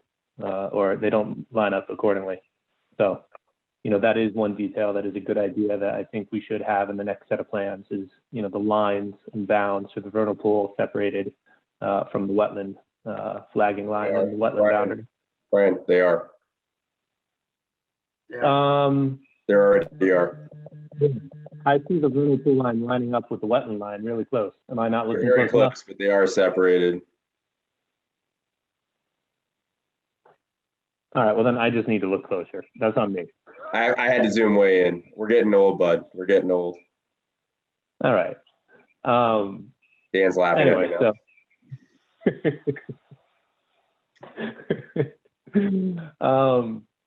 Anyway, all right. So, Dan, if you're good, I'm going to move on. I see Bart's iPhone with a hand up, but are you good for the moment? Yes, thank you. All right, cool. All right, Bart's iPhone. You can have the floor.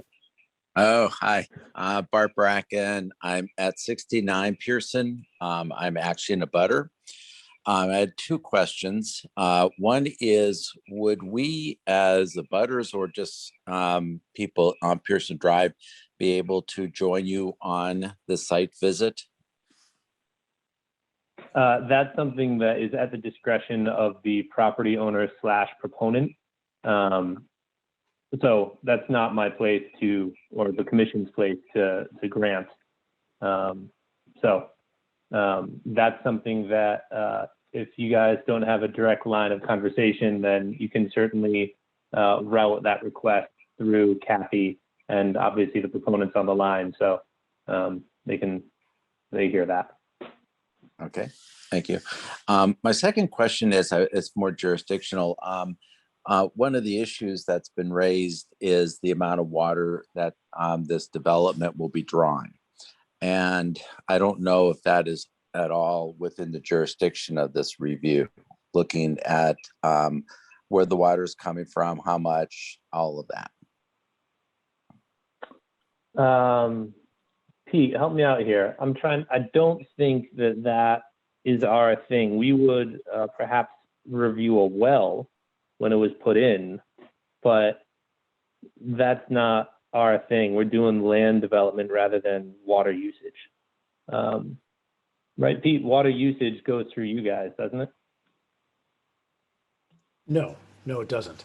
And as a matter of fact, planning's really not involved in this particular project at this time. No. Yeah. Who does anybody do water usage or sewering? Is that And the water, from my recollection from the previous application, and the applicant can correct me if I'm wrong, Byfield Water District certified that they had enough water for this project, and they did appropriate testing to document that. There were concerns raised by the abutting neighbors that there were concerns about that, but the water department indicated that the Byfield Water District indicated that they had appropriate water supplies. And the applicant can address that, I think.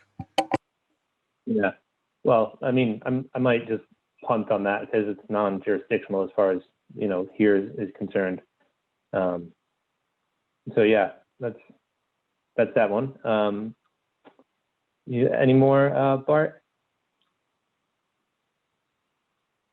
No, I'm okay at this point. Thank you. Okay, sure. Anybody else from the public? Anybody waving at the screen? I see no other hands up. Nope. No. All right, going once, going twice. All right, moving on. So let's get a site walk put together. Who's got a preference? Bring up my calendar and I'll start throwing out things I like. See what happens.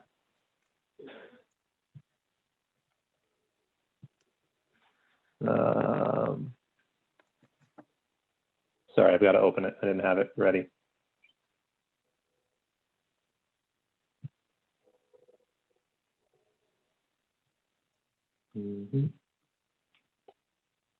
All right. So the 22nd, right, is when we're doing this again? Yes. So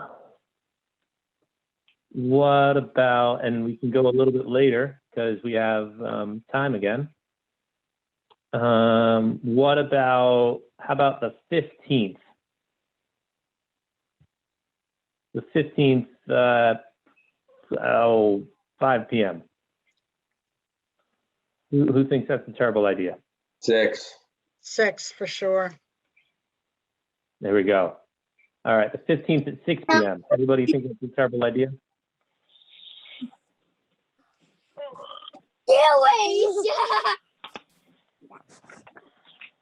All right, I'm hearing nobody tell me that's a terrible idea.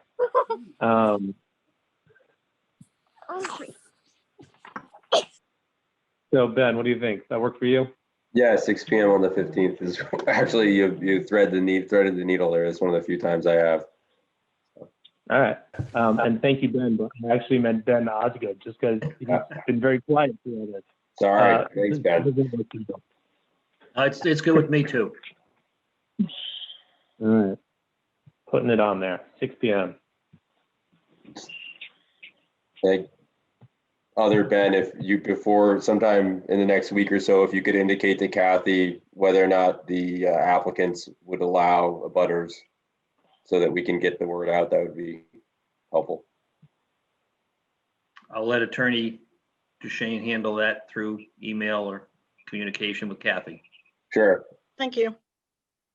just so that we don't have people upset at next meeting for improper, just not having enough time to make decisions or anything like that. It's obviously your choice, but just ample time to make decisions. Okay. So then, that being taken care of, anybody, any commissioners have anything else they want to cover before we, move this on to the 22nd? Going once. I'll Yeah, just Ben. say that, do we want to consider moving to a separate schedule on this, as we've done with some of the larger projects? And anything, what are we going to have to talk about on the 22nd if we do a site walk at 15?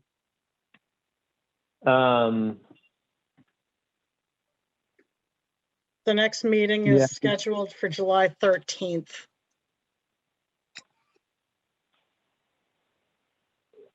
Ben, I mean, my feeling on that, let's see what happens on the site walk and how much we have to talk about. And if it feels like a lot, maybe on the 22nd, we could sort of cut this one off and put it on a different day.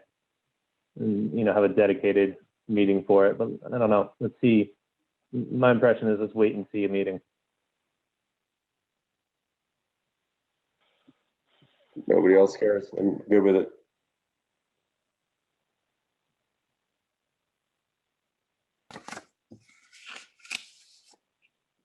Okay.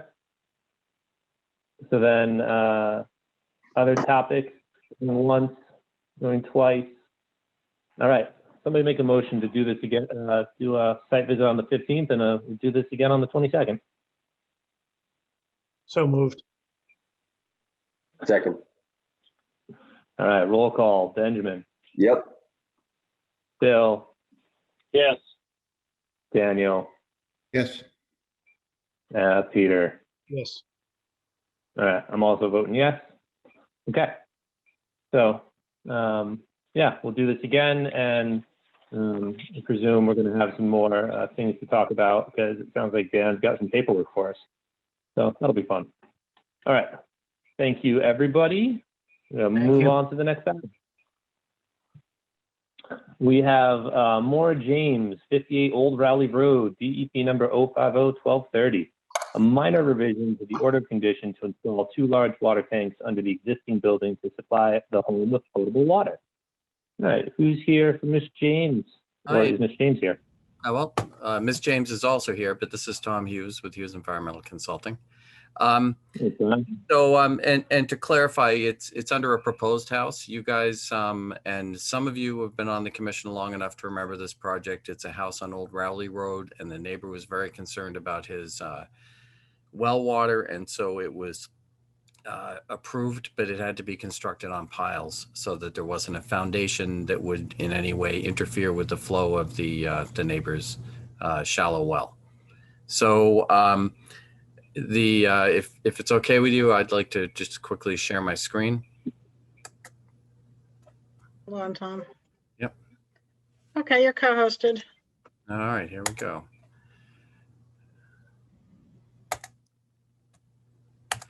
Okay, so here is the plan. Here's the proposed house, the septic down the other end, and there was supposed to be a well. The well is unable to produce enough water for the home, and so what we are looking to do is install 2 large water tanks, potable water tanks that would go within the structure, but not buried. They basically would be within the pile supported structure. We are in a coastal floodplain, but the reason for the pile supported foundation was not the movement or flow of floodwaters. It was strictly related to the neighboring well. And so the home is being designed with a gutter system that will allow them to collect roof runoff and filter it. But initially they'll have the water delivered, and then during droughts they would have water delivered in order to maintain a livable home. And down the road, if they are able to do a deep well and get any kind of yield, they would use these as kind of holding tanks to temper the flow. Because even if they can access water, it's probably not going to have sufficient flow on demand for a house. So it's a really minor change. We just wanted to come in and get the commission's nod, and then they can move forward into building their home. So with that, Okay. open it up to any questions. Ben, what do you think?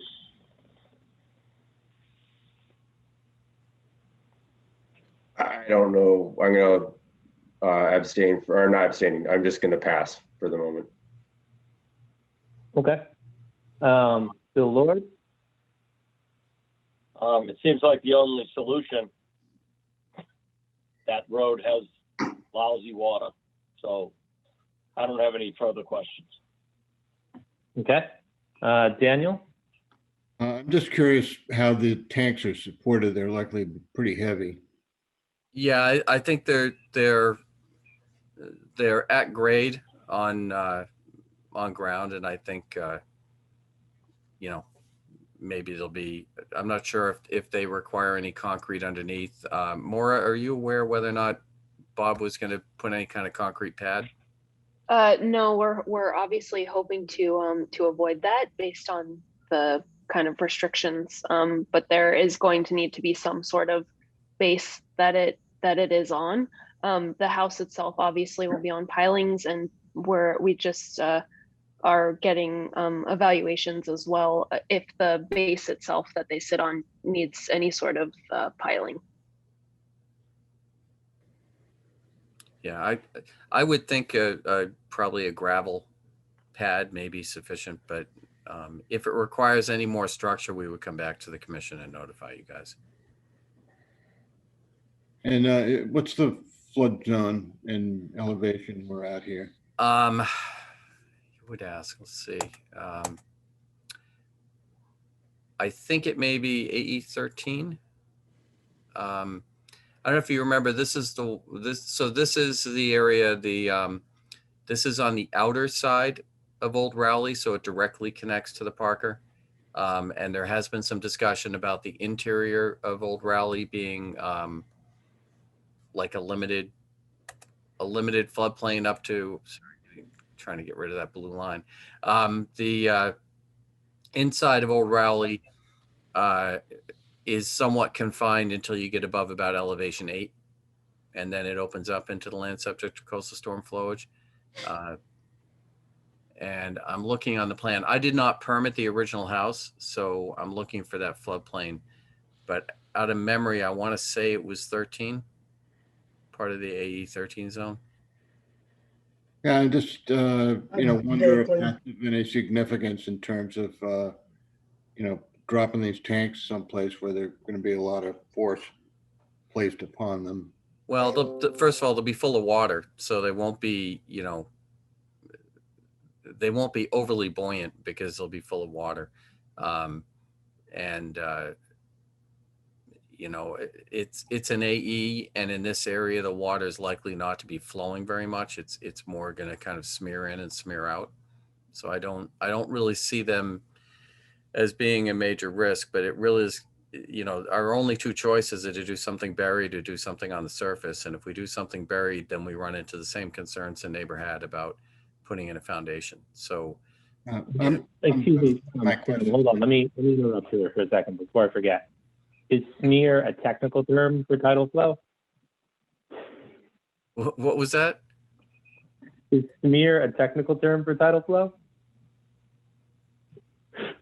I'm sorry. I'm sorry. I'm trying to be silly.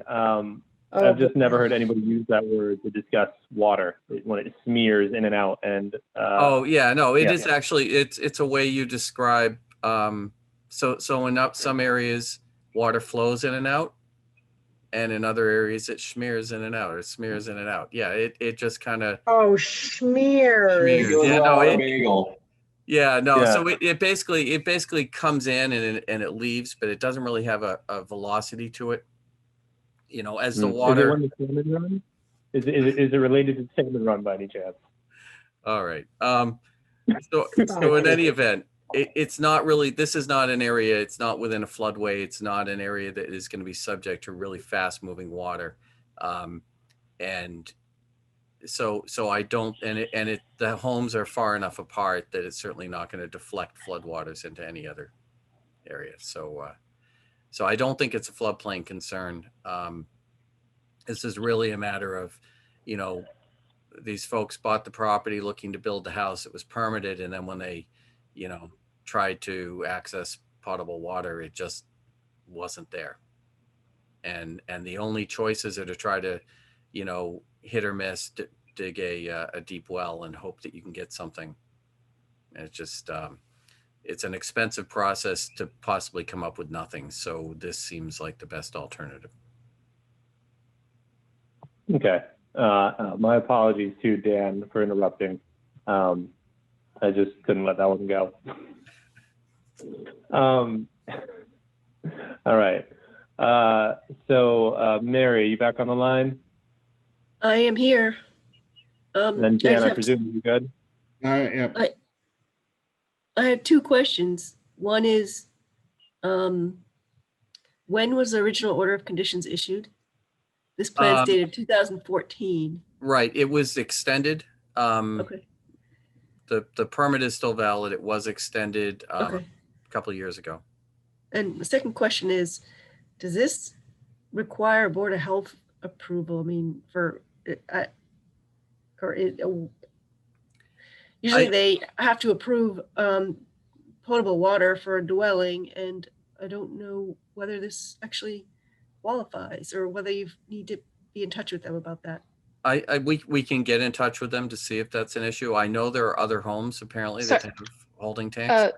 Okay. Sorry, don't mean to interrupt. I did reach out to the Board of Health last summer as we were exploring this option, and I shared with them the manufacturer of the tank and the filtration systems we were considering, and their only concern, they thought it was great. They wanted us to take it, of course, to the Environmental Commission, and their only concern was if we weren't able to reclaim enough water. So they were very happy to hear that the system we've selected allows for water delivery. But from their point of view, it is completely okay. Good. Safe. I just want to make sure you touch that base in case, but otherwise I don't have any comments. Okay. And what's your name? Peter. Oh, That guy over there. Yeah, It's my brother. How are you? I just tried to call you Tom, and then the name just wouldn't unstick. Anyway, sorry about that. Brian. So, this brings me back down to the days of going down to the Virgin Islands and houses with cisterns and stuff, and all the issues that come with cisterns. And I think Maura, you kind of answered the question is you'll have two ways of gaining water. One will be, by rain, which hopefully will produce enough and then be filtered. And the second, of course, to have it delivered. Now, what about freezing? Is that a concern with these tanks? You have to heat these? Yeah, so this is, we are going to need some sort of insulation in this area. And then in addition to that, the system also offers agitators that are meant, so they are kind of approved for, we've been assured, the system's actually, the manufacturer's in Germany. So they are, no, my husband's shaking his head. But anyway, yes, we are considering the elements there, and we do have plans in place to prevent freezing. Good. I hope it works for you. Yep. Me too.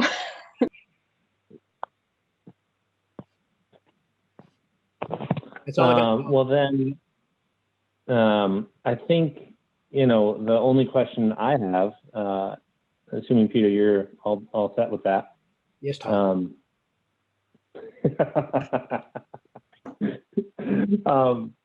Is just sort of, is there construction here? I mean, the plan I'm looking at doesn't really show any work happening. How do these get put in? Do we need erosion controls? I mean, So, know, so this what do is, this is a, yeah, this is a permit plan. There already is erosion control. This is for construction of the house. The house does not exist yet. So there are all the controls that went with your original order of conditions. All of that was thought out by this commission. All we're asking is to do as a minor change, the addition of these tanks under the pile supported structure. And again, without an excavation, with a, you know, they would be at surface. And it's just that what we consider a minor revision, and we ask the commission to determine that the change is consistent with the original approval and minor in nature, so that we can move forward and start the project. All right, so there's no additional change. You're just sliding these in onto the ground and putting in like a concrete foot, or just really on the ground? Well, they're evaluating the structural needs underneath, but it sounds like it's probably going to be a gravel pad type thing under them to, you know, probably compacted gravel that would support the weight. But other than that, there's really not much to it. If we find that we need some type of structure, we'll notify the commission. If you have an agent at that point, they can determine whether we need to come back into you or. We should have one by then. Yeah, I did review this with Bill Holt before he left, and he was fine with it. Yes, he was. Okay. Well then, let's go to the audience. Is there anybody in the audience for this one?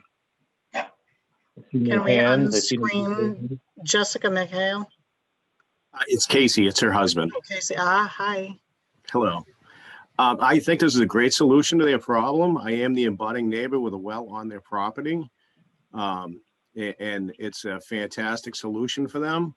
And I can say that when there is flooding, there is no flow of water, so that shouldn't be a concern. And several people on the street do have these types of polyethylene tanks. So it's not uncommon by any means. So I think it's a great idea.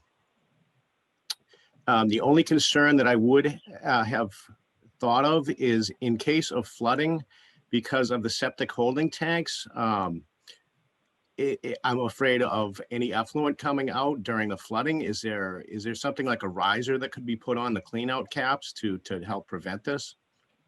Because I still am maintaining a shallow well, you know, within a reasonable amount, 50, 60 feet of it. Tom, you want to take that one? Yeah, I mean, so the septic is not part of, I mean, it was already part of the approval, and that, you know, we're not looking to change any of that, but I certainly think, you know, Maura would be happy, I'm sure, that they could talk to you offline and talk to the Board of Health and see if there is any, you know, reasonable precaution that doesn't blow the budget. You know, yeah, it's more of curiosity than anything else, you know. Right. But I think that the health department would be the one that could help better inform that discussion. In terms of what we're looking for now is just a potable water. But I do like that you confirmed my my definition of, or my description of how it floods there. It's very, very gentle. Yeah. Terminology is wrong, but we'll leave that be. Oh, it's a technical term. Anyway. I'm sticking with gentle. Okay. All right. So then, anybody else from the public? Going once, going twice. Okay. And anything else on the commission end? Going once, going twice. All right. So what's the pleasure of the commission? Who wants to put a motion on the floor? Can you stop screen sharing, or do you need that? Yeah. Well, I'll be up next, I think. So Okay. I'll do it again. So if I understand the request correctly, they're looking for us to consider this a minor modification to the existing order of conditions and not to actually modify or amend the order of conditions. So I would make a motion that we approve this as a minor modification, not requiring reopening and re-amending the existing order of conditions. I'll second that. All right, excellent. Roll call, Benjamin. I'm going to abstain. Okay. Bill? Yes. Daniel, Yes. Mary, Yes. and Peter. Yes. I mean, Tom. Yes. And I'm also going to vote yes. Great. So then, excellent. That's easy. All right. Thank you. All right, let's move on. Let's see, Tom, if you're the next one as well. We're Mary Beth and Larry Abbott, 69 Southern Boulevard. No DEP number. An NOI to replace a single-family home with a new single-family home on pilings with associated site work. Okay. Good evening. Tom Hughes here on behalf of the Abbotts. And if it's okay with you, I'd like to share my screen. Can we, Tom, how would you feel given the length of the agenda tonight and that there is no DEP number, that we continue this to the June 22nd meeting? I'd like to at least go through it quickly. We've got abutters who are noticed. We've got the applicant and the applicant's team is present. So in recognition that we don't have file number, what I'd like to do is give a quick overview of the project, get any input from the commission that we can get, and if we want to do a site visit, get it scheduled, and then we certainly would look to continue. Give us the bare bones, por favor. Yeah, sure. So I'm going to share my screen. And so this is 69 Southern Boulevard. And one thing that's important to note is the next hearing is for this structure right here. And the yellow line on the cover sheet is not an accurate depiction of where the property line is. The property line actually cuts through this house. And so on the next hearing, we're also doing a tear down rebuild of that. And it's important because we're getting rid of an encroachment and getting rid of some pavement as we look to rebuild this structure here. So the property at 69 Southern is located in the southern end of the developed portion of Plum Island.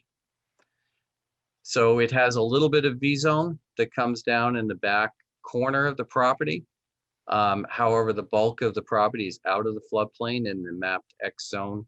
The existing structure is right up on the street.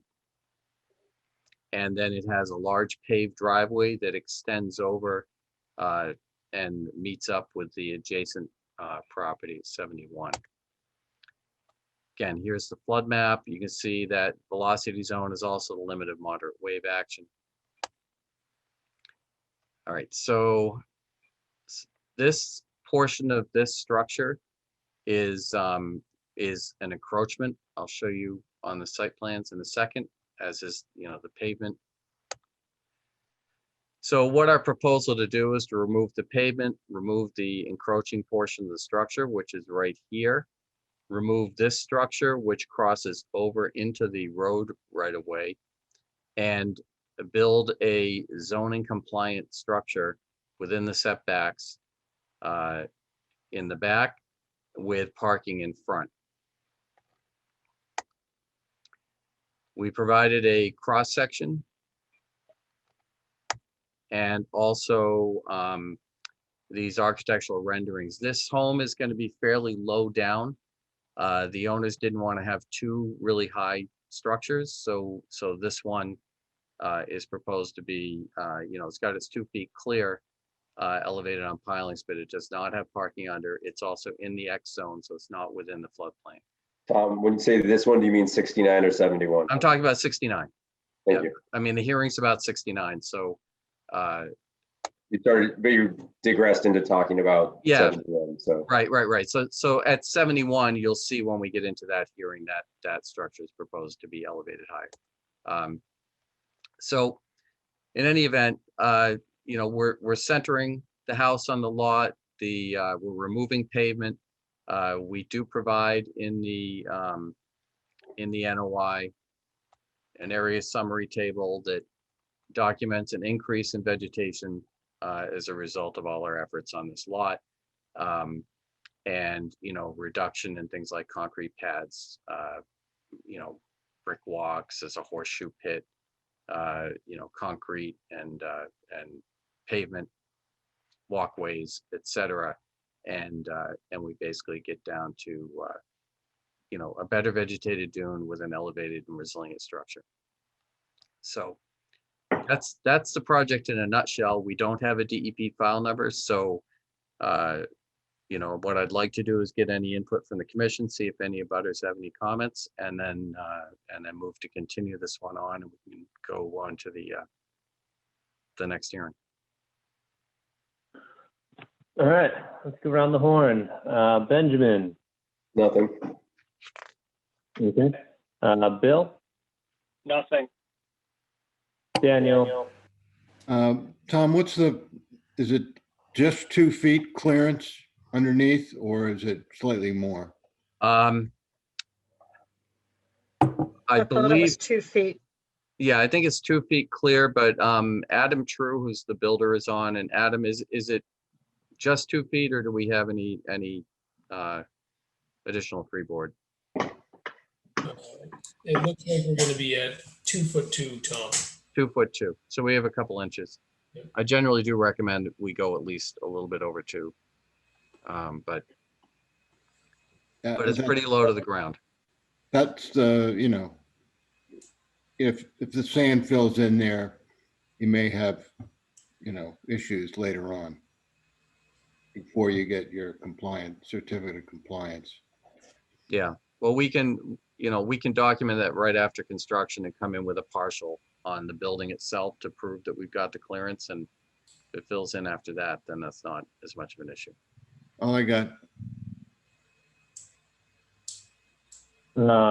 Mary? Did you have a planting plan, replanting plan? We're just gonna replant any disturbed areas, and these green areas are all gonna be American beach grass, one foot on center. Okay, that's all I have. Okay. Peter? No questions. Thanks. Okay. And yeah, I'm good for the moment as well. So then let's turn to the public. Anybody here for this one? Can we stop sharing, Tom? Sure. Thank you. Give me the audience. I don't. No hands. No videos. All right. So presumably going once, going twice. There's nobody here from the neighborhood. Any abutters to comment on this? And okay, nobody's here for this. So no abutting comments. So then let's pull up a calendar. When do we want to do this? Well, so your The next site hearing walk. is, so do you want to do a site walk? Is that? Well, you got 2 houses that are right next to each other, Yep. Feels like we can kill 2 birds with 1 stone a little bit on that one. Yep. Next week is a good one for me with no hearings because it's an even week. Well, yeah, I have 1 hearing on Monday, but can you guys do like next Tuesday? I know you're already busy. With the team. How's everybody feel about Tuesday at 6 p.m.? Can't do it. But go ahead and Okay. schedule it if everybody else is. Or Wednesday? My week is booked. As I said last time, to the wrong Ben. I'm pretty busy the next couple weeks. Right. That's all right. You hate the beach anyway. You don't like water. All right. So then we'll leave Ben out of it, I guess. How's Tuesday look for everybody else? It's not good for me, but I've done a drive-by already and I don't feel the need to do a site walk. I can see everything pretty well from the road. That's fair. Anybody else? Do you guys still want to do a site walk, or do you just want to do a drive-by?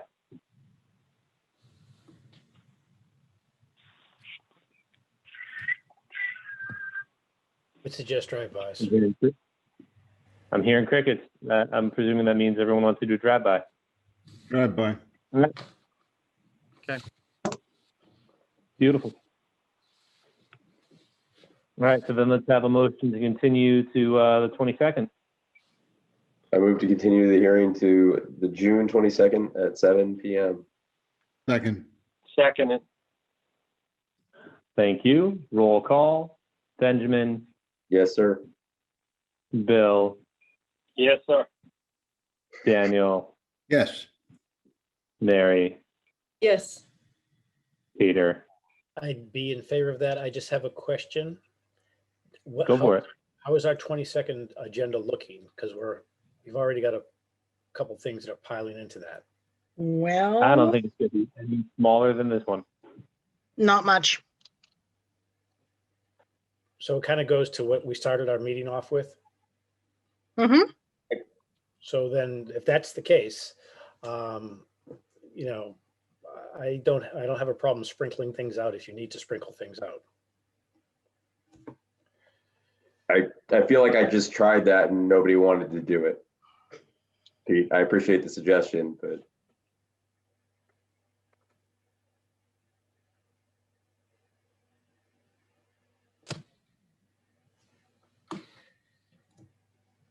I think until we get a conservation agent in place, we're going to have these full meetings. We would Yeah.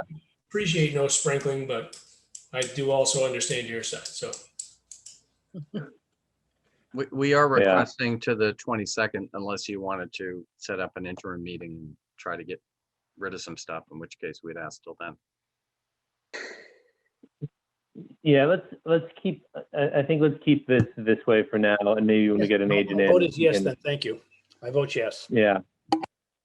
Yeah, and when we get an agent, hopefully we can fix it. All right, yeah, I'll vote yes too. All right, so let's moving on this one. And then we're gonna close this. Now open up Mary Beth and Larry Abbott at 71 Southern Boulevard, still without a number, an NOI to replace a single family home with a new single family home on pilings with associated site work. Okay. Tom, Tom Hughes with Hughes Environmental Consulting. I'm going to share my screen and jump over to my next presentation, which is 71. It is technically 71 and 70. The lot that in the assessor's office is 75, but it's these two lots, which is one address 71 on our filing. You can see the existing home as you saw in the last hearing. You'll see where a portion of this existing home is actually encroaching onto the other lot. Doesn't really show up well here, but you can kind of see this turnaround driveway that's here. It's currently surfaced with wood chips. There's an area of black locust back here with some piles of debris that apparently were inherited from the prior lot owner, which I think was the prior owner of the Blue Hotel, but don't quote me on that, I'm not 100% sure. There's another like small black locust in this area. You know, the lot otherwise is got a lot of lawn around the existing home. So again, southern end of Plum Island, you can see this area is mapped completely out of the floodplain in the X zone. You can kind of see that big pile of debris that's in the middle of the black locust stand back in here. Floodplain and site plan. So we would be, and this is upside down, I apologize. Let me rotate this. One more. There you go. Yep, you can only do it one at a time. All right, so there we go. So you can see the portion of the house that's off property, but the portion that's on property would be demolished. And again, we're trying to bring it into the setbacks. There's parking under. We basically are vegetating these areas that are shown in green that are part of that turnaround, as well as these areas back in here and the debris areas back in there. We also will be removing the black locust stand that's back in this area. So for replanting, we currently are showing American beach grass 1 foot on center. The structure will have 2 bays for garage parking, a clamshell patio out back. Again, we've given you the area summary table here, which I'm trying to zoom up to. I think you guys can see right here. You know, we basically do again have an increase in vegetation as a result of the project. Let me flip down. There's a profile view. We have, again, this is upside down, but 2'2" clear. Just trust me, it's 2'2" clear. I know you guys have a busy night. I know why. Oh, I know why, because I just rotated it. So everything else rotated. So let's just rotate this. All right, so here's the elevation view. So you can see, you know, there's the entryway. We've got the 2'2" under that. We've got the 2 garage bays. This is again kind of straight on from the front, the side view, and this is the back view with kind of a garage style door to get to the backyard, and another side view. Again, another side view which shows floor areas. This is some on-ground picture. You can see the flowering trees here. Those are the black locusts. There are a couple lilacs that are in here. There's another black locust somewhere in this area. It doesn't really show up well in that photo. You can see sort of very characteristic flowering of black locust. And then there's the end of the building, the lawn area, and you can see the wood chips on the turnaround drive. Is one of the piles of debris back in amongst the locusts. So anyhow, again, it's a pretty straightforward, you know, building replacement. Only, you know, with the encroachments, it's complicated a little bit in that you really kind of need the project at 69 to happen at the same time, really, as this project, because of the way the two buildings cross. But so I'm going to rotate this again in case you guys have any questions about the plan. But with that, I guess I would turn it over and ask if the commission has any questions. All right, let's go reverse this time. Peter, you want to go? I don't have any questions right now, thanks. Okay, Mary? Just quickly, what's the foundation of the existing dwelling and how is it going to be treated? Is it going to be excavated, removed? It's a solid foundation, but and I think it's cinder block. Let me see if that was, now the house is going to be upside down in the photo now, but let me go. So I can answer that, Tom. Yeah, would you? It's a 7-foot deep cinder block foundation. And it's going to be removed and then filled with Presby sand to bring everything back to grade. Thank you. That's my only question. Yep. And again, so we're getting, even though it's out of the floodplain, we're getting rid of a void in the dune, you know, a hardened void in the dune, and replenishing it with the dune sand. So again, it's a good project. We're getting rid of the black locust too. And then when we do that, this area back here will be opened up and that'll all be planted. Any disturbed areas planted with American beach grass 1 foot on center. Okay. You good, Mary? Yes, all set. Okay. Daniel? Nothing. Bill? Nothing. Benjamin? Oh, I think my only question is just how many black locusts are there? Are you actually going to be able to get all of them? There's probably 6, but that's it. Well, it may be more, but basically we would end up, you know, cutting and removing the stump with those. And if we didn't remove the stump, we'd have to treat the stump to prevent them. They'll root sprout. They'll root sprout. I was going to say Right. that. It's brutal. You Right. won't get rid of them entirely. Yeah, I mean, it'll be an ongoing effort, but once it's all American beach grass, it'll be pretty easy to see them coming up, and they may need a little treatment with either triclopyr or glyphosate to kill them off. Right, but you're going to get all of them. It's not going to be like accidentally leaving one behind kind of thing. They're all on the cutting block. So. No, right, exactly. And the roots come up. I mean, I've had one in my backyard. I've cut, I can't tell you how many times. Really tried to kill it, and it still pops up here and there. And you know, it just popped up after 3 years of not showing its face. So they're difficult to control, but No, I'm glad to hear you're starting. So, cool. Did I skip anybody? No, Ben, did I get you? you got me. Okay. All right. Well then, let's Public? go to the public. Anybody in the audience here for this one? Can you stop sharing? yeah, sure. Thank you. Anybody madly waving at the screen? Anybody accidentally on mute? No hands in the air. All right, going once, going twice. Okay. Nothing from the public. So So with then, that- yeah, let's have a motion.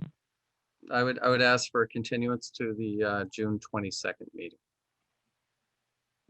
Perfect. Who'd like to make a motion to that effect? Move to continue to June 22nd. Seconded. All right, roll call vote. Benjamin, Yep.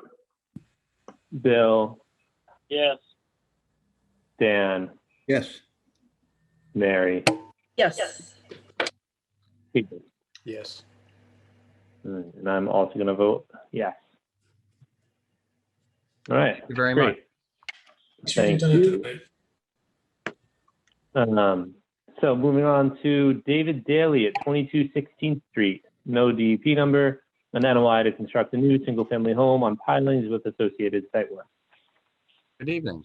Tom Hughes with Hughes Environmental Consulting. I'm here on behalf of David Daly. David is with us tonight, as is Eileen Graff, who's the architect on the project, and Matt Hammer, who's the engineer. What I'd like to do is same as we just did. We don't have a DEP file number. Give you a quick review, see if you want to do a site visit, and then move on to the 22nd. So, and obviously hear from any about it as well. So let me share my screen and move on to my next presentation. Okay, so 22 16th Street is this large grandfathered lot. It does have a sewer hookup. It's located right next door to one that you may recall you permitted recently on 20th Street, this home replacement right here. And I see other construction going on in the area, so I'm sure it's not the only thing you guys have permitted, but I did that one with you guys not too long ago. So this is located more in the middle section of the developed end of Plum Island. It is located up against the basin. It's within the AE 13 floodplain. You have an upland area. You can actually kind of see the marsh edge. The marsh edge is really pretty obvious and more or less corresponds with the elevation 6 that is shown on the site plan. We're not proposing any work near the salt marsh. So we're asking that you consider elevation 6 as the approximate edge, since 6.1 is the highest spring tide elevation, and by definition, it can't be any further. I'll show you some pictures that kind of support that. That area is also mapped within endangered species, but we are not proposing any work in that area. Okay, so what we're proposing is a small single-family home structure. The footprint of the proposed structure is only about 700 square feet, and Eileen Graff has gone to great lengths to keep that footprint low. There's a small balcony on the first floor and a cantilever deck on the second floor, and then a roof deck, all trying to contain the recreation of, associated with the home to a really small footprint. What we've also done is talk to the building inspector, and in Newbury, we are allowed to average the front setbacks from the neighboring homes. So we've brought the house as far as we reasonably can towards 16th Street, again, to minimize our footprint and keep our impacts to a minimum. There are some encroachments from the neighboring property in this area. At this time, we are not proposing to do anything with those. We're not looking to be a bad neighbor. as far as that goes. The there are some sand areas that do have some little chunks of pavement in them in this area here. Some other sand areas. There's an area of lawn grass that is to the left of an existing drive, and there's an existing drive in this area here. And let me go on and show you just, so here's some photos of the site. You can see the existing driveway. There's a shrub area that is between the existing drive and the neighbor area that was encroaching. Here's that area of existing lawn that is on the property next to the drive. Here's the sand area. You can see little chunks of pavement in this area here, and we would be cleaning up all of that. Again, you can see those chunks of pavement all sort of scattered through here. This is the area where there's an encroachment. There's a wall. What you can't see is this kind of gets a little bit more three-dimension, and then there's some patio stones and things in the back there.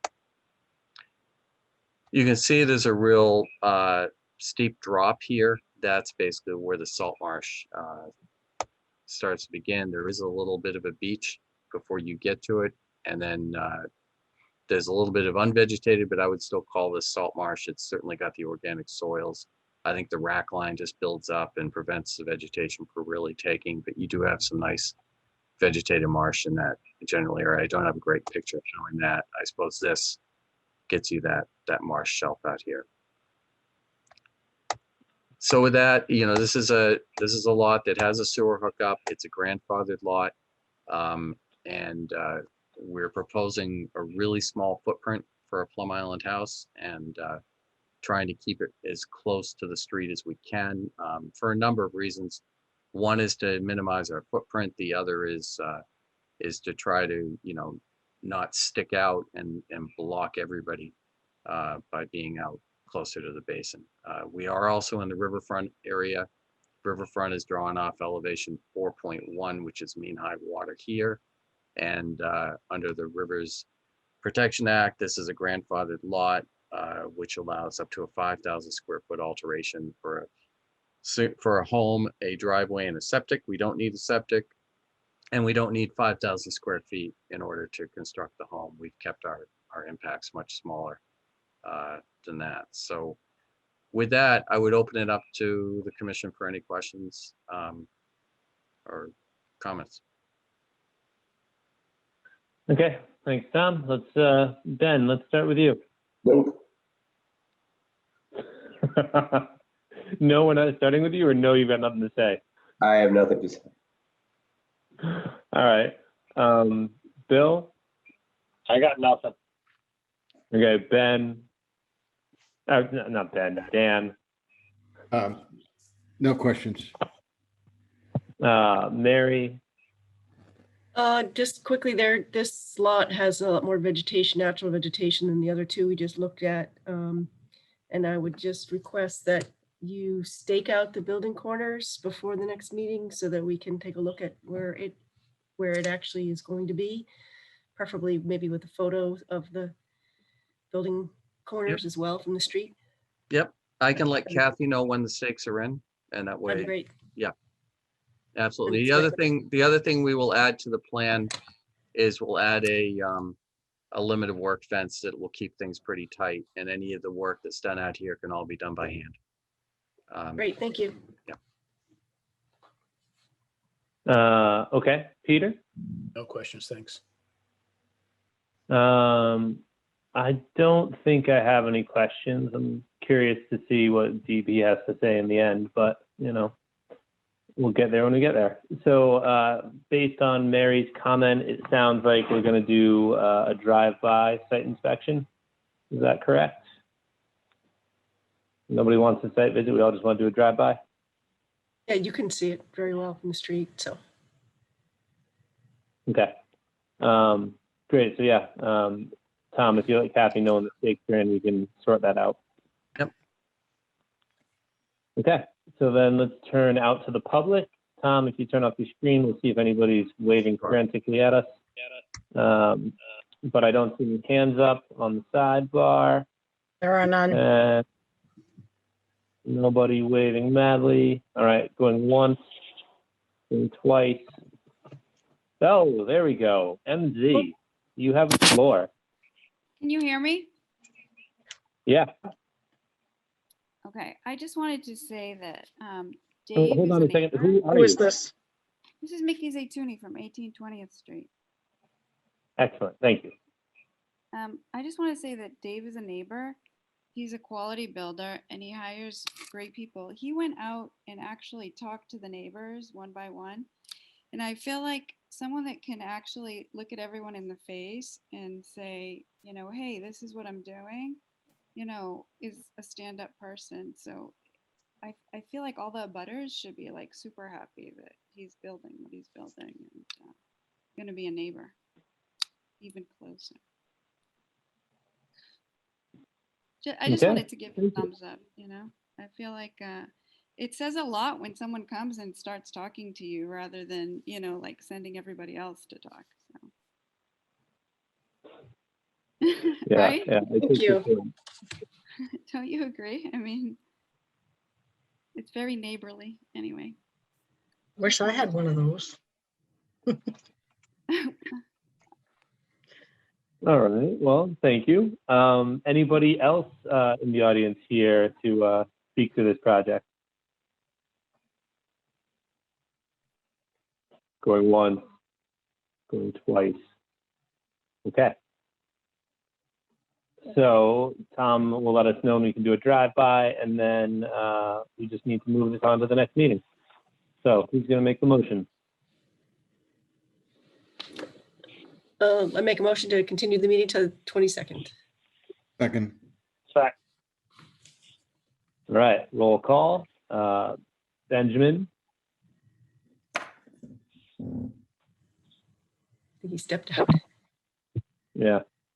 Bill, Yes. Dan, Yes. Mary, Yes. Peter, Yes. and I will also vote yes. And Ben's All right, back. great. Yes. You want to vote yes, Ben, or you want to vote no?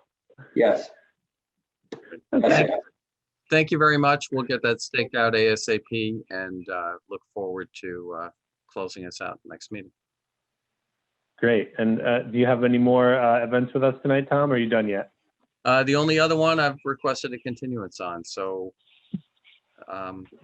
but I think we just got through a bunch of your agenda pretty quick, so hopefully you guys can get a reasonable night in. Thank you very much. Yeah. Don't jinx All it. right. Thanks. All right, well, Uh, won't be around to find all out. right. Take care.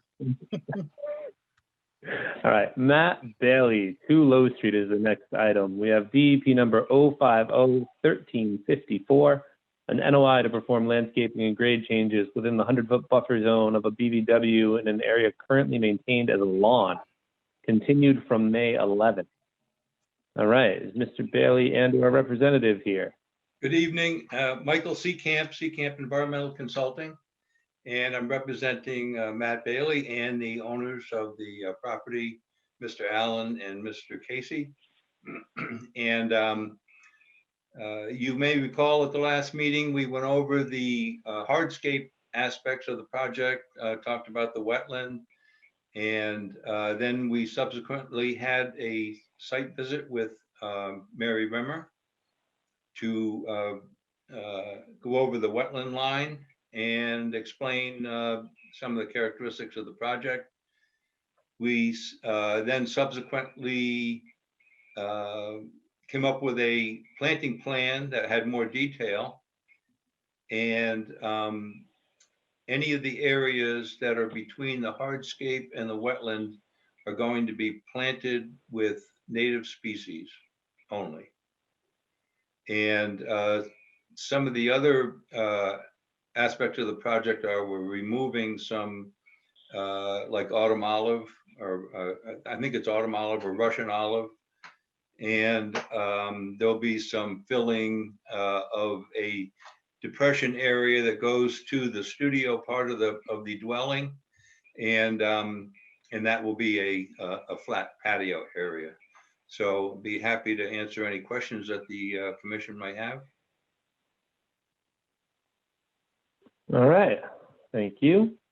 So yeah, let's, who wants to start? Let's start with Peter. We'll go in reverse again. Yep, no questions. And as I recall from the last meeting, that things look pretty straightforward. So thank you very much, Mike. Okay, Mary?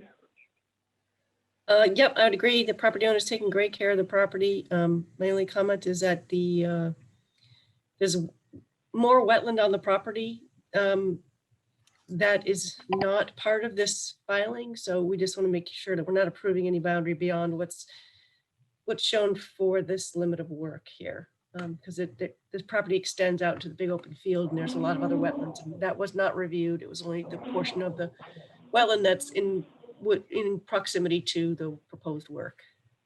So I think that our order of conditions should reflect that note. Okay. Good. Anything else? Just that, and just making sure we keep our language tight? Yep. All right. We talked about access and everything, and I think, they described how they're gonna access with equipment to minimize impacts to the lawn area, and so I'm satisfied. Okay. Daniel? No questions. Okay. Bill? No questions. And Benjamin? I think it is autumn olive that's there. I live very close by, Mr. Seacamp, and I will congratulate you. Your flagging terrified the entire neighborhood. I've had no less than 3 neighbors ask me how many houses are going in that field. So Stay tuned. Yeah. So I don't think there'll be many. yeah. So I shouldn't be laughing. All right. So then let me turn to the public. Anybody here for this one? Going once, going twice. No? Okay. So then let me turn to Kathy. Do you know what the schedule is for Bill Holt, and how, is he on board with getting this paperwork taken care of, or? I will make it a point of making sure he gets in on Friday of this week to go through pretty much everything I've left on his desk with detailed notes. And if you want to get this OOC drawn up in a hurry, I will plop it into the you need to do this pile. Okay, just because hearing no complaints or considerations, it sounds like, we're ready to move on this. And then if we don't have it, if we don't have anyone doing the paperwork for us, it would be problematic. So, yeah, if you can gently or not gently remind him, that'd be great. Catapult, yes, thank you. Okay, good. So with that double check taken care of, who would like to make a motion on this particular project?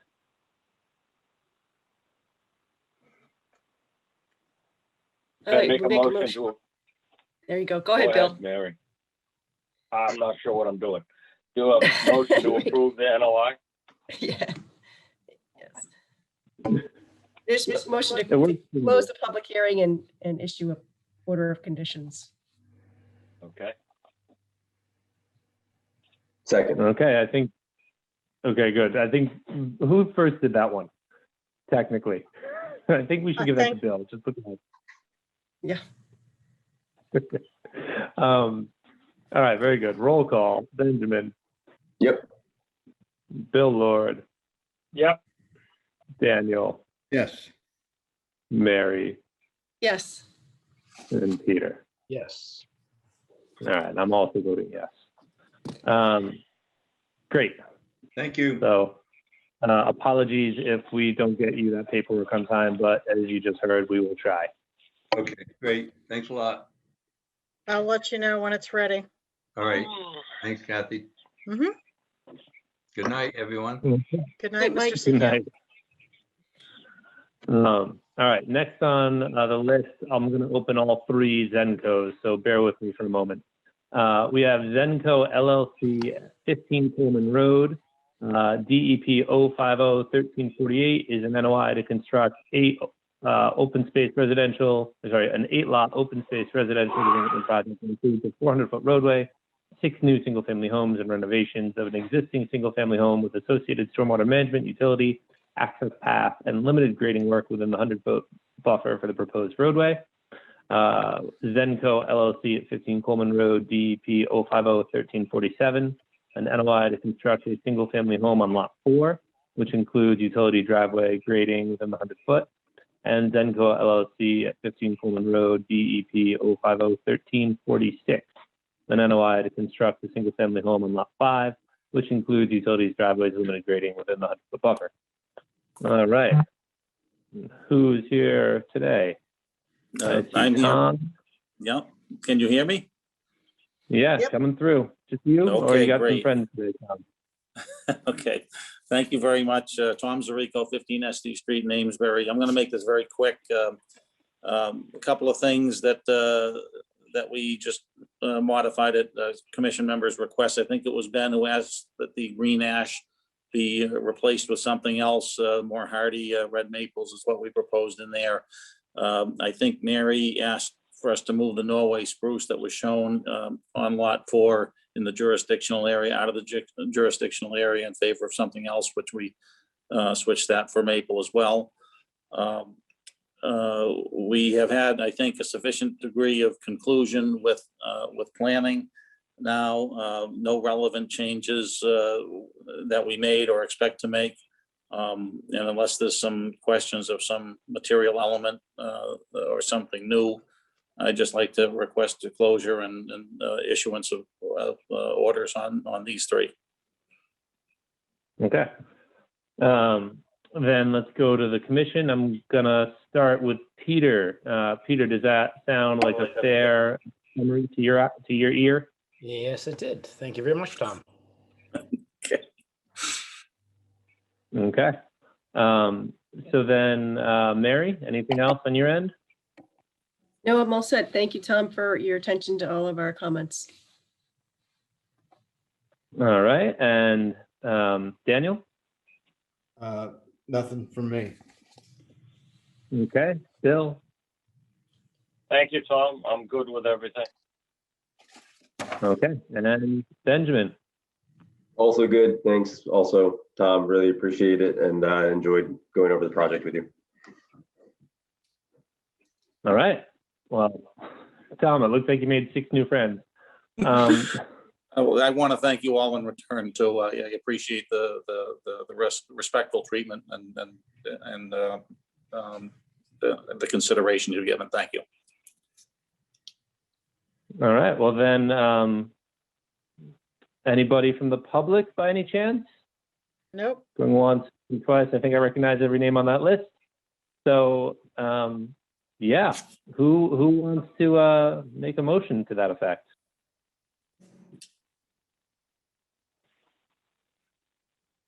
I'll move to approve DEP 050-1348, 050-1347, and 050-1346 as presented tonight and issue orders of conditions for all 3.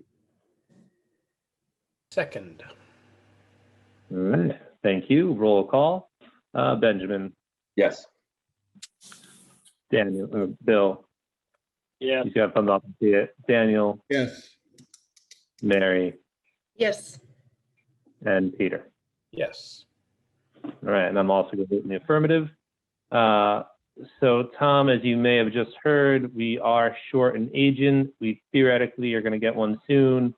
So I'm going to apologize in advance if the paperwork is a little bit slower than you'd like to see it coming through. But in theory, we can take care of this.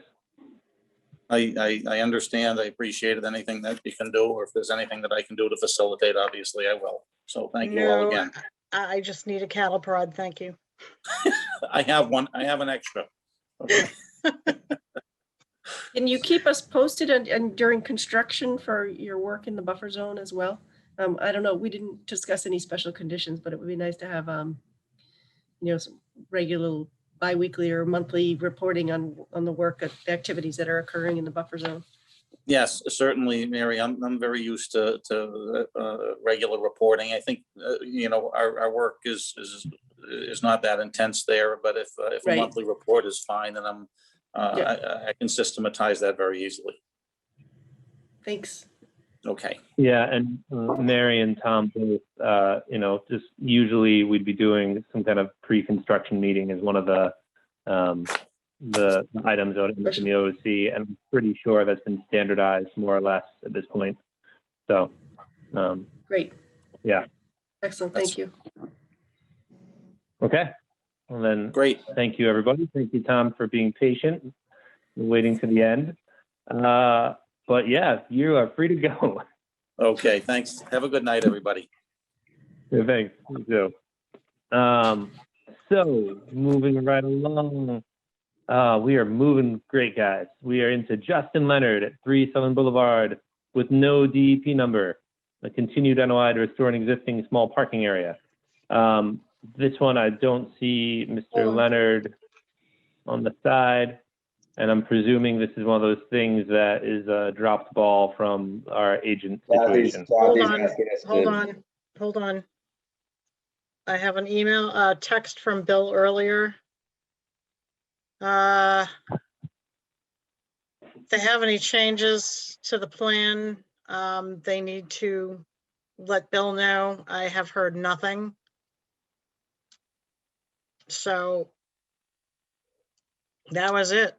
Just that he can't, if it has to be continued because we still don't have him here, and we don't have changes on the sketch if there are to be any sketches, or be told that there are any changes. I've heard nothing, and I've looked at Bill's emails and I've seen nothing. I'll move to continue this hearing to July 13th. That'd be a good idea. Second. Let's make a comment. Did he submit a new plan? I mean, the problem all along has been there's no plan submittal. Inadequate plan was the comment from DEP, so. And I still haven't seen much of anything. Well, there was a plan that could have been sent to DEP that might have produced a number, but I'm not sure that happened. And I really kind of wonder if, we can just do an enforcement type thing that's agreeable to the applicant. It might be the only way to straighten this out. Yeah. He didn't mention that he ran out of money, so. Yeah, that'd be the cheapest way for him to just withdraw his notice of intent. We issue a friendly enforcement order. He gets the work done, and it gets off our agenda. But we don't have anybody to communicate that to him right now. Right, so we have to continue it until at least we have a new agent, so. Yeah, so Dan, I think everybody's right about this. It's just that it's also unclear to me how much of this is Bill Holt promising to help him and not following through with that, because it sounded to me in some meetings that some of that was happening. And how much is him not letting Bill Holt help him? I don't know what happened. Yeah. But I think that Kathy communicate to him that he needs to be here on the 13th of July? I can do that. We put him on first or something, or. Yeah, just put him on first, get it over with, be like, this is your easiest out, this is what we're gonna do. And then so you're gonna ask him to withdraw, or you're gonna issue an enforcement order? Withdraw, and we will issue a enforcement order that spells out what he needs to do to take care of everything. Okay. That's what we would like to do. And we'd like to be able to have him here to talk about it.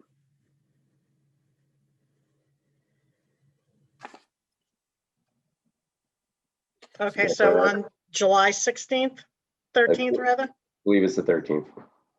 Yeah, 13th, sorry.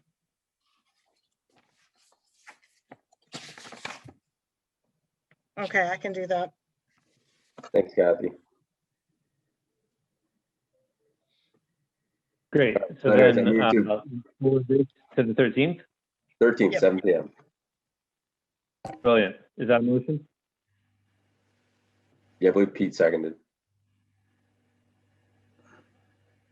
Perfect. The first by Ben, a second Vote by on it. Pete. Roll call, Benjamin, Affirmative. Bill, Affirmative. Daniel, Yes. Mary, Yes. Peter. I feel like affirmative has to be said. Affirmative. Affirmatory. See, that's what happens when you vote first. You get to set the agenda for the voting. Well, this is like the game Pete and I play is I say one thing, he says another, and I feel like I scored like a 8-month victory by him just saying what I said. This is like the biggest thing that's happening.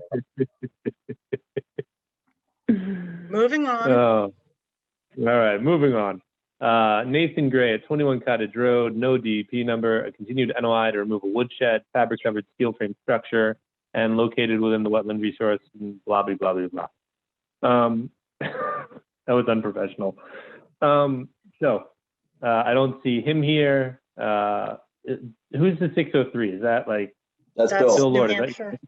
But that's Bill's. That's Okay. Bill Lord's phone. Okay. Yeah, for this one, I checked in with him just to see if he needed any help with his paperwork, and he informed me there'd be some updates, that he was going to change a few things, and he is trying to sort out his end with contractors, consultants, etc. But basically, he's moving, and so all of his personal issue now is clearing the paperwork so he can sell his property and go somewhere else. So in theory, that will simplify the process. But I move to continue this to July 13th at 7 p.m. I'll second that. and Kathy, would you mind letting him know something similar? Yep. You know, like please be here, and we'll put him on second. And we'll do the same thing with the friendly enforcement versus some paperwork. Okay.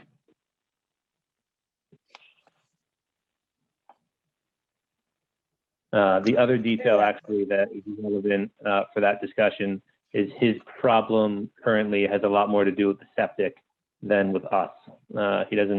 He needs to change it, he needs to fix it, and so he's gonna solve that problem before he comes back to us, was his commentary. Okay. Anyway, so You need to vote. yep. First and second, Ben firsted it and Daniel seconded. And right, Dan, I can do that. I just volunteer you for seconding. Roll call. Benjamin, Yes. Bill, Yes. Daniel, Yes. Mary, Yes. Peter. Yes. And I'm also voting yes. All right. Thank you, Kathy, for being our email star. What But you didn't is see him next? today. So, Steve DeSalvo, 16 and 20 Northern Boulevard, DEP, still doesn't have one, and applicant requested a continuance to June 22nd. Yes, he did. I motion we continue this. Second. All right. Roll call. Benjamin, Yep. Bill, Yep. Daniel, Yes. Mary, Yes. Peter. Yes. And that's All June right. 2nd. June 22nd, right. U.S. Fish and Wildlife Service, DEP number 050-1349, and NOI for salt marsh restoration between the third parking lot and the maintenance building was also continued to the 22nd meeting. This is just a pass through. So, yeah, who wants to approve that we're passing this on to the 22nd? So move. Second. All right, roll call. Benjamin, Yes. Bill Lord, Yes. Daniel, Yes. Mary, Yes. Peter. Yes. And I'm also voting yes. And I think we can do this before 10, guys. This is amazing. David Manti at 0 Pine Island Road. I know I just jinxed it. Map R30, Lot 5, DEP 0501330, a continued NOI to construct a dock out in the middle of the marsh. They have continued, they requested continuance to the 22nd as well. So who would like to give it to? Well, here's my one thing on this. So you had to say something, is that I know Tom checked off already, and we don't have minutes to review, but my memory of this is that we asked them if they wanted to go to the 22nd. And they said, oh, no, we'll have something for the 11th. Oh, Mr. Manti is here. Oh. Thank you. Ben, I believe Tom had mentioned he was going to be sending paperwork out and he wasn't sure if he would get it back. So we wanted to continue probably to June 22nd. He's waiting for Fishery and Wildlife, I believe, and DEP. He resent the drawings, the updated drawings to them, and he hasn't heard back. Yeah, I understand, Dave. Thank you very much. I heard what he said today. At our last meeting, we asked him which date he wanted to be at, and he indicated this one. But okay. Anyways, yes, I will move to continue this hearing until the 22nd of June. Second. Okay, roll call. Benjamin. Yep. You again. Oh, Mary dropped out. Hold on. It's okay. We've got quorum. She's fine. Oh, stop it. Bill? No, we lost Bill too. All right. Daniel? Yes. Mary? I don't know what we're voting on. I just lost connection again. Continue Dave Manti to the 22nd. Definitely. Okay. Thank you. Yes. Okay. And Peter? Yes. Oh, I really shouldn't be maniacally laughing, but I'm just so excited not to be doing this at 11 o'clock. I'm getting punchy. And that is the end. We have nothing left on our. Thank you. Motion. Wait, can you make motion? You can't motion. To end the meeting, to adjourn? Nope. We forgot one bit of housekeeping in the beginning when we're making motions about housekeeping. Oh. We're gonna introduce a motion to not, in future meetings, not entertain anything for a hearing without a DEP number. I would. I don't know. We can entirely do that. I knew you were gonna say that, Mary. Darn it. Yeah. I think the problem goes away if you, or largely goes away when you push the filing deadline 2 weeks before the meeting. That generally gives DEP enough time, but we have to hold the hearing within 21 days of issuing, of making the application. So. Question. Even if the paperwork's not complete? Well, technically, their paperwork is complete. If what DEP does is out of their control. So if they filed in a timely way and DEP doesn't issue their comments, used to be that you could even close the hearing without DEP numbers, but now they discourage you to doing that. But I don't think that we can hold people, Does that 21 days count when they applied for the DEP number, or is it 21 days when they apply to us and then 21 days when they apply to us? It's 21 days from when they apply to us that, they have to have a hearing. The problem if you put them off and we meet, 2 or 3 weeks later and then we have issues and we want to continue it, then they're out, a month and a half before they have any decision or something. So I'm not sure. Can you not continue it until you get a DEP number? So you only hear it once and then say you're off the agenda until we get a DEP number. Why do we have to do it I would say every just 2 open weeks? it and continue it automatically. I guess that's what I'm saying. Can we open it, continue it? Yeah, I guess we could have that as our policy and take it on a case-by-case basis, because there might be times where people are going to need, they're paying to have their consultants there, and if you just completely put them off, I think if we have it on the website as our policy, so they know not to have their people there if they don't have a DEP number, then. Okay, well, I guess that's where we can let them know ahead of time. Sure. Yeah, DEP's gotten mad at us, and I understand the case by case basis, because there's some of them where you're like, there's almost no chance DEP is going to have an issue. Yeah. But there's a lot of them where you never know. Well, yeah, sometimes it's just the fee doesn't get calculated correctly or something. Yeah. I think what Ben is getting at, and I'll try to be as politically correct through this, is when somebody just shoves something down your throat and tells you to swallow it and enjoy it. And I felt like that's what happened today. We were just told, well, we're just going to do this because we have people here and there are people in the audience, and there was nobody in the audience. It was just to get it done. It was just, and that's like air brakes. And maybe I'm too reactive. It's just, hey, look, you're just trying to push it. Don't. Have all your ducks in a row and then come talk. Yeah. I think Ben's point could be best addressed, as Mary was saying, if we put a policy up that sort of, we reserve the right to do like open and shut the book as fast as humanly possible, and just, tell you to come back later. As you were just referring to, Pete, we could have just said, yeah, no, we're not doing it. We're going to open, we're going to close, and we reserve the right to deal with this later. I think that'd be fair. But I also think we ought to consider, especially for Plum Island, things like what we just had there, something in the vein of like an administrative style approval, because so much of the Plum Island stuff that fills up this agenda is just like, where's the dumpster going? It's pretty mellow from a regulatory perspective. Yeah. And it's, just check 2 or 3 or 4 or 5 boxes. We know what those boxes are, and the agent could too. And if we, if we did that, maybe that would thin the herd a little.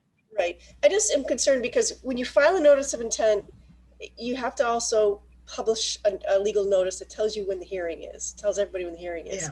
Yeah. You have to hold the hearing when the legal notice is published. You have to do something, take some action. But I agree, if you don't have a file number, you could say at the beginning of the meeting, look, we're just going to breeze right through. We're not going to let you do a presentation if you don't have a file number. Yeah, and I think just have it on the website that's going to be our general policy, and then you have it on top of the agenda, or an asterisk, have an asterisk on every agenda item that doesn't have a DP number, and then at the bottom of the page it says the policy of the commission is to just continue. Okay, what if you made it at the discretion of the chairman to continue, Well, that doesn't get us around the whole thing of like people paying to have architects and neighbors and everything else. If somebody can see an agenda and it says we're continuing this because there's no DEP number on a Thursday, then they know they don't have to show up here on Tuesday. Right. Especially when we go back to in-person meetings, I guess that, people, it's a bigger deal for people to show up at the meeting. So maybe that will happen less. If people know they don't have a DEP file number, they may request continuances. And I think that could be our out as a time thing. Instead of saying we're going to end our meetings at 10, everything without a DEP number goes at the back of the agenda. And if we hit, say, 10 o'clock, then everybody after that with incomplete paperwork, we can't close it anyway, so we'll come back to it. Okay. Yeah. Put it on the end. Yeah. Can I just offer a little bit of a dissenting view? Is that I thought tonight some of those hearings, we got the introduction, we determined whether we were going to have a site visit. I mean, the whole thing got pretty well expedited. Mm-hmm. You don't have, just an overview presentation. You can't really do how do you do a site walk? It's kind of like 10 or 15 minutes. I agree. Sorry, go ahead, Pete. I agree, Dan. And I think the reason that it flew well tonight was because there were flares shot up in the air that said, look, we're going to start to streamline this stuff. And so it set the parameters at the beginning of the meeting to say, we don't want to be here till midnight. Right. Yeah, I had 2 or 3 questions for all of those. I was not going to entertain any of them right now because I didn't feel that Tom was respecting our time. So I'll ask questions I have at the next meeting. I appreciate what you say, Dan. I do too, but I mean, you can spend 10 minutes today, or you can punt it for 2-3 weeks and do it then. I don't know. Yeah, but the important thing is, Dan, we are having an intelligent conversation at 10 o'clock instead of like clawing our eyes out at 11:30. Yep. So. I make another intelligent observation. Remember the first hearing? We probably ought to continue that before we go to bed. There you go, Dan. Thank Yes, you. we do. And I have to That call is a him. very The problem is that intelligent- the applicant is actually moving across the country. Well, that'll be fun then. That's what. But you're right, we need to continue that, Dan. I think Dan just made a motion. Who would like to second him? Second.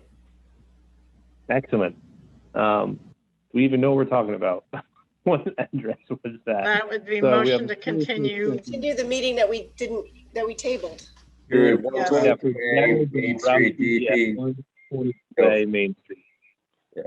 All right, roll call. Benjamin, Yes. Bill, Affirmative. Dan, Yes. Mary, Yes. and Peter. I'm also voting yes. All right, so then those are some good ideas to play with. Kathy, I hope that some of those are useful and that between Bill and whoever this new person is, we can open up the ship a little bit. And then, Bill, are you going to join us for the last one this month? Are you going to get some senioritis and bend early? I'm here till July 1st. Right. All right. I'll make some This cookies. is too much fun. I like the turtle sign, Bill. The turtle sign's great. Did you all get the email about the in-person meetings? Yes. Yep.